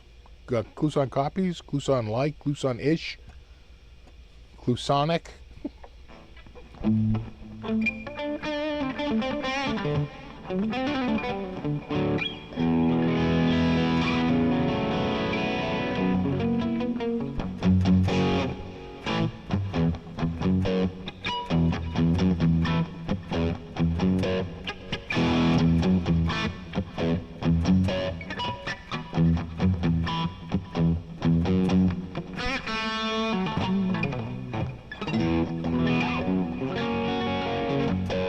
I don't see a difference other than that, other than the tuners, because the bridge is the same. It's not like one went to a different, right? One went to a stop tailpiece and the other one doesn't have a stop tailpiece. No. They both have the, right? It's the same, right? They're calling it olive drab green. And does it have the badge? It does have the badge. Right there.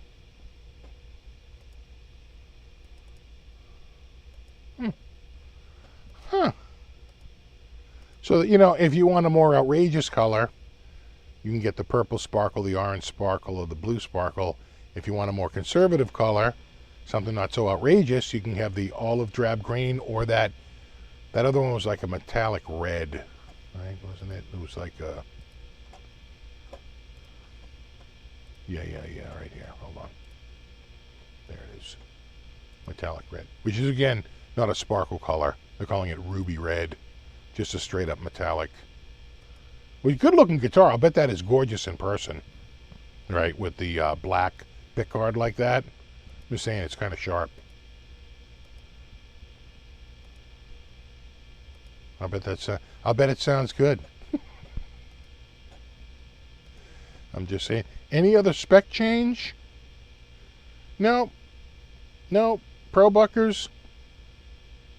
Laurel fingerboard. Everything else seems to be the same. And what were the tuners on this one? The Kluson style. Kluson style. On the ruby red. All right. A little rundown. Yeah, you like the metallic. I thought the metallic red was sharp. I thought it was definitely a good, good looking color there. I just wanted something that really popped on camera, and I thought that this was it. You know, this one pops.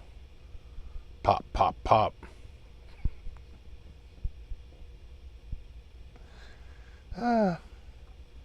Right there. You can see I still have the plastic on the pickups and the plastic on the this plate, this tail plate. What do you call that? String plate.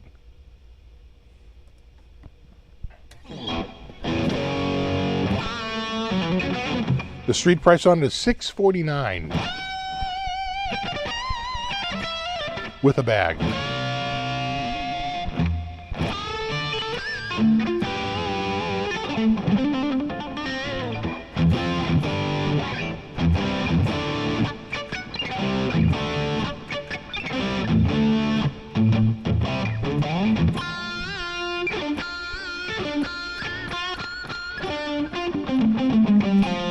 Not a fan of the V shape, but like a sparkle finish. I thought they were doing an SG. I think they did. I thought they did like a. I could have sworn they did a. That's a standard. The modern. Yeah. Here's one. Oh. Why, God, why? I go to open it, of course, it just opens up the image in a new window, not the friggin' link. There we go. But there you go. There's the... Which is kind of a sharp-looking guitar, too. Kind of like that. And I like the ebony fretboard. I don't think that's Laurel, but I could be wrong. I think like the Les Paul, they're doing ebony. Right? Ebony? Yeah. Ebony fretboard. See it? Right there.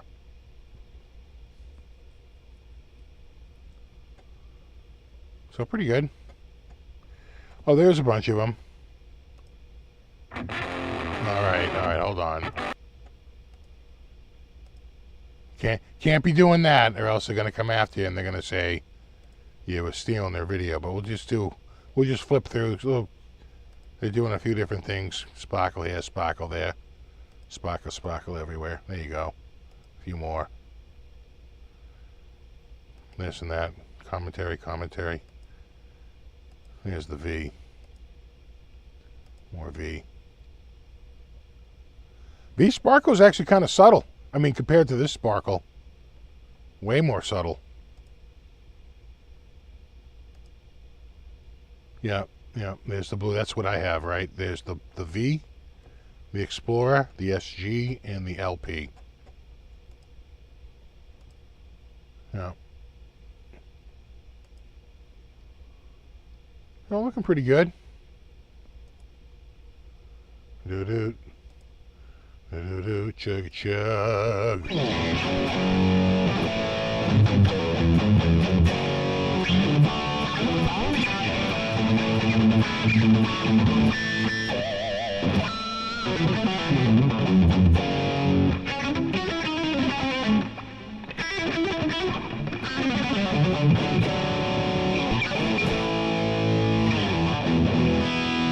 Yeah, the gold and the silver sparkle look good. Right, pretty good. Pretty good.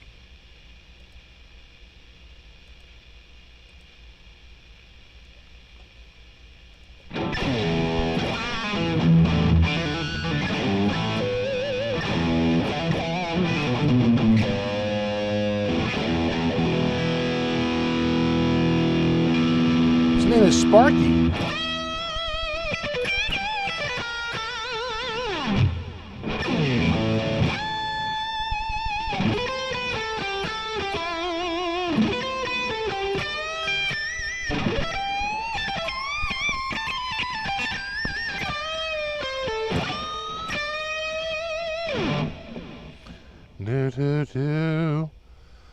Yeah, the gold sparkle is awesome. Again, if you're even just looking at them, just please use the link in the description because it just shows them that I'm driving traffic.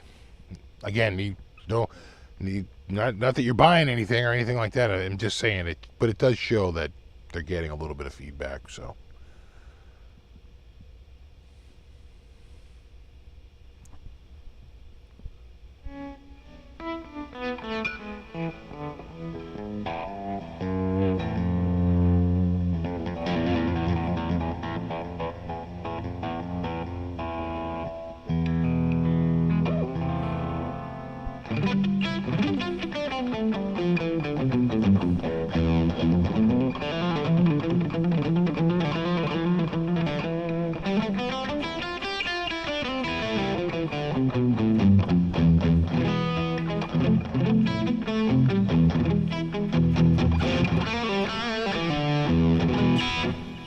Tonight show did go by quick. I can't believe it's 8:52.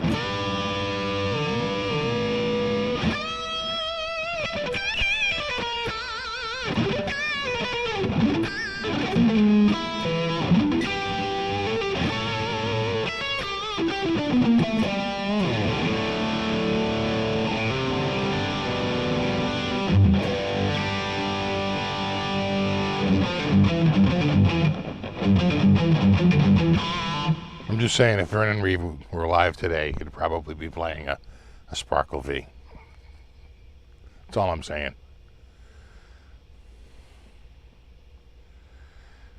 Oh, it's an enormous guitar. You forget how big. I mean, you got to take your eye out, kid. This thing is huge. It's a big guitar. That's a man's guitar, baby.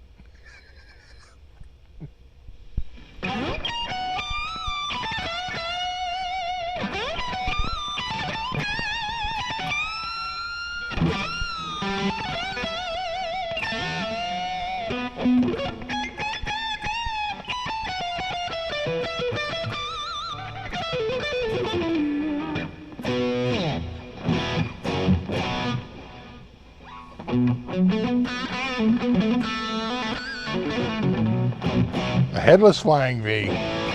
No way.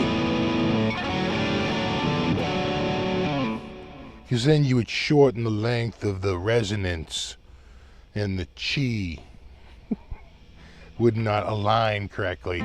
You'll lose all your feng shui.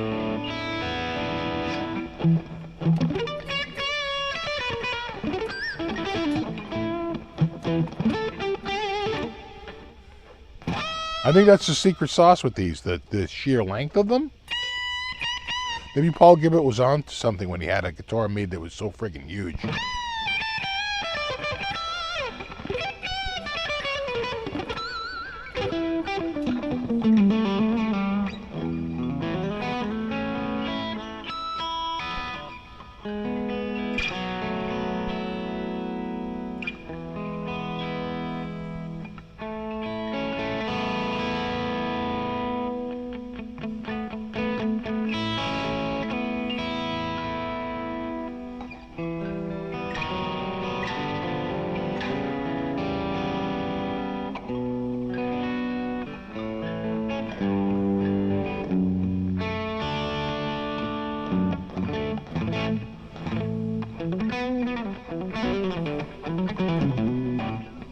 Feng shui, not feng shui. Feng. So close.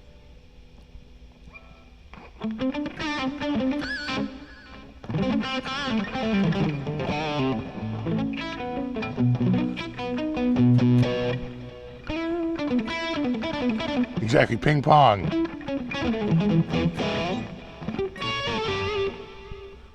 Exactly, you're gonna have a gastric bypass if you don't have the resonance aligned correctly. That's just science. So if you wonder why your guitar doesn't sound right, it's probably because you don't have a V. And of course the sparkles, a lot of people don't realize this, the sparkles micro tune all the frequencies at just the right level, carefully placed by musical artisans. Each one represents the perfect tuning across from head to toe. The placement isn't random, I assure you. It is quite involved.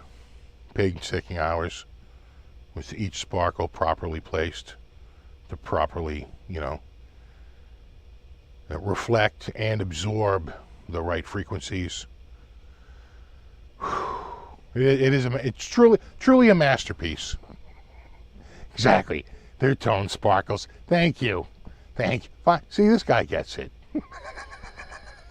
Well, yeah, I know, Mark. It's common knowledge, but sometimes, for those of us who are not studied in the arts and the sciences with the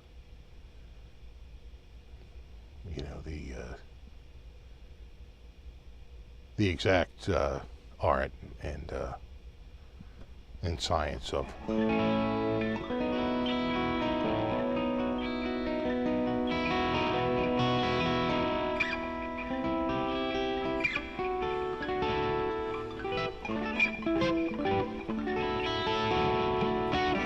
just ask the Tonewood deniers. But what about the sparkles?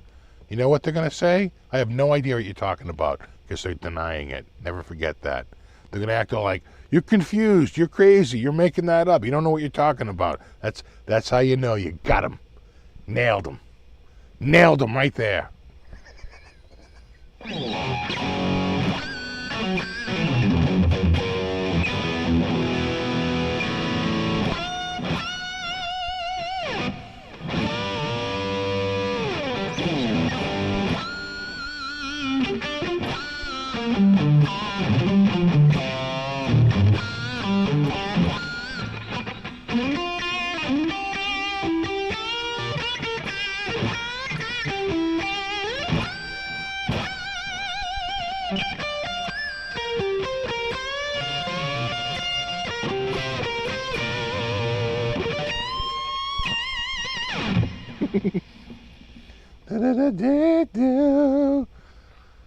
That's what the birds are real. On the fretboard of that PRS, shockingly, no, they're just inlays.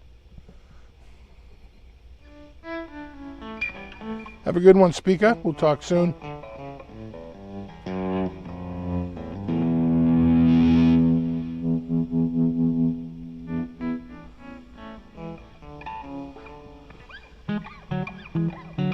Exactly, the tone is in the paint, not in the wood.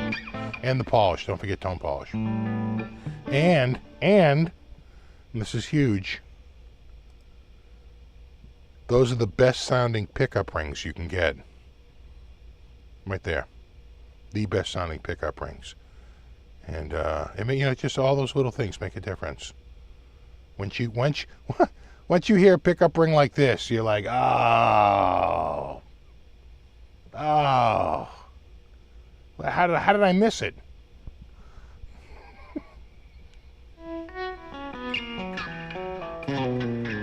Exactly, tone ring. Exactly.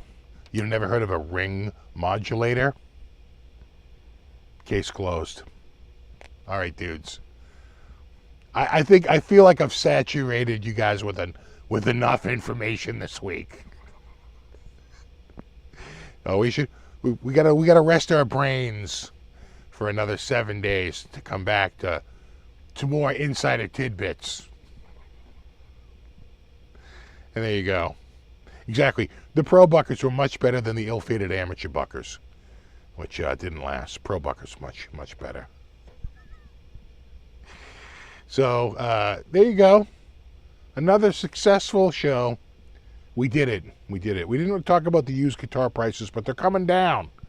That was a summary on that.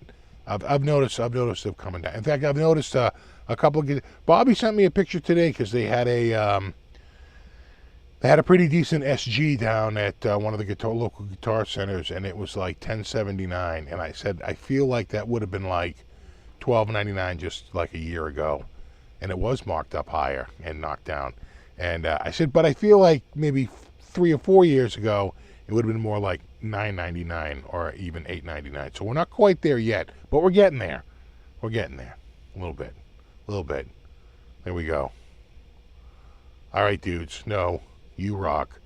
Thanks so much for hanging out. Super extra special thanks to anyone who contributed. I always appreciate that. And of course, a bro fist to my mod squad. I thought I saw Terry in there tonight. And always good to see my bro. Oh, I thought I felt something. I had a cat at my leg. I was like, what the hell was that? I got a cat bump. A cat bump right there. Welcome by. Give me the leg bump. All right, dudes. Have a wonderful week. Check out my new video on Monday. Have a new guitar of the week coming Monday, and then we'll do it all again a week from today. And have a wonderful week. Stay cool if you can. Stay frosty, because it's pretty hot everywhere. There you go. All right, dudes. Have a wonderful night. Have a wonderful week. And I'll see you all again next week. And there you go. All right, dudes.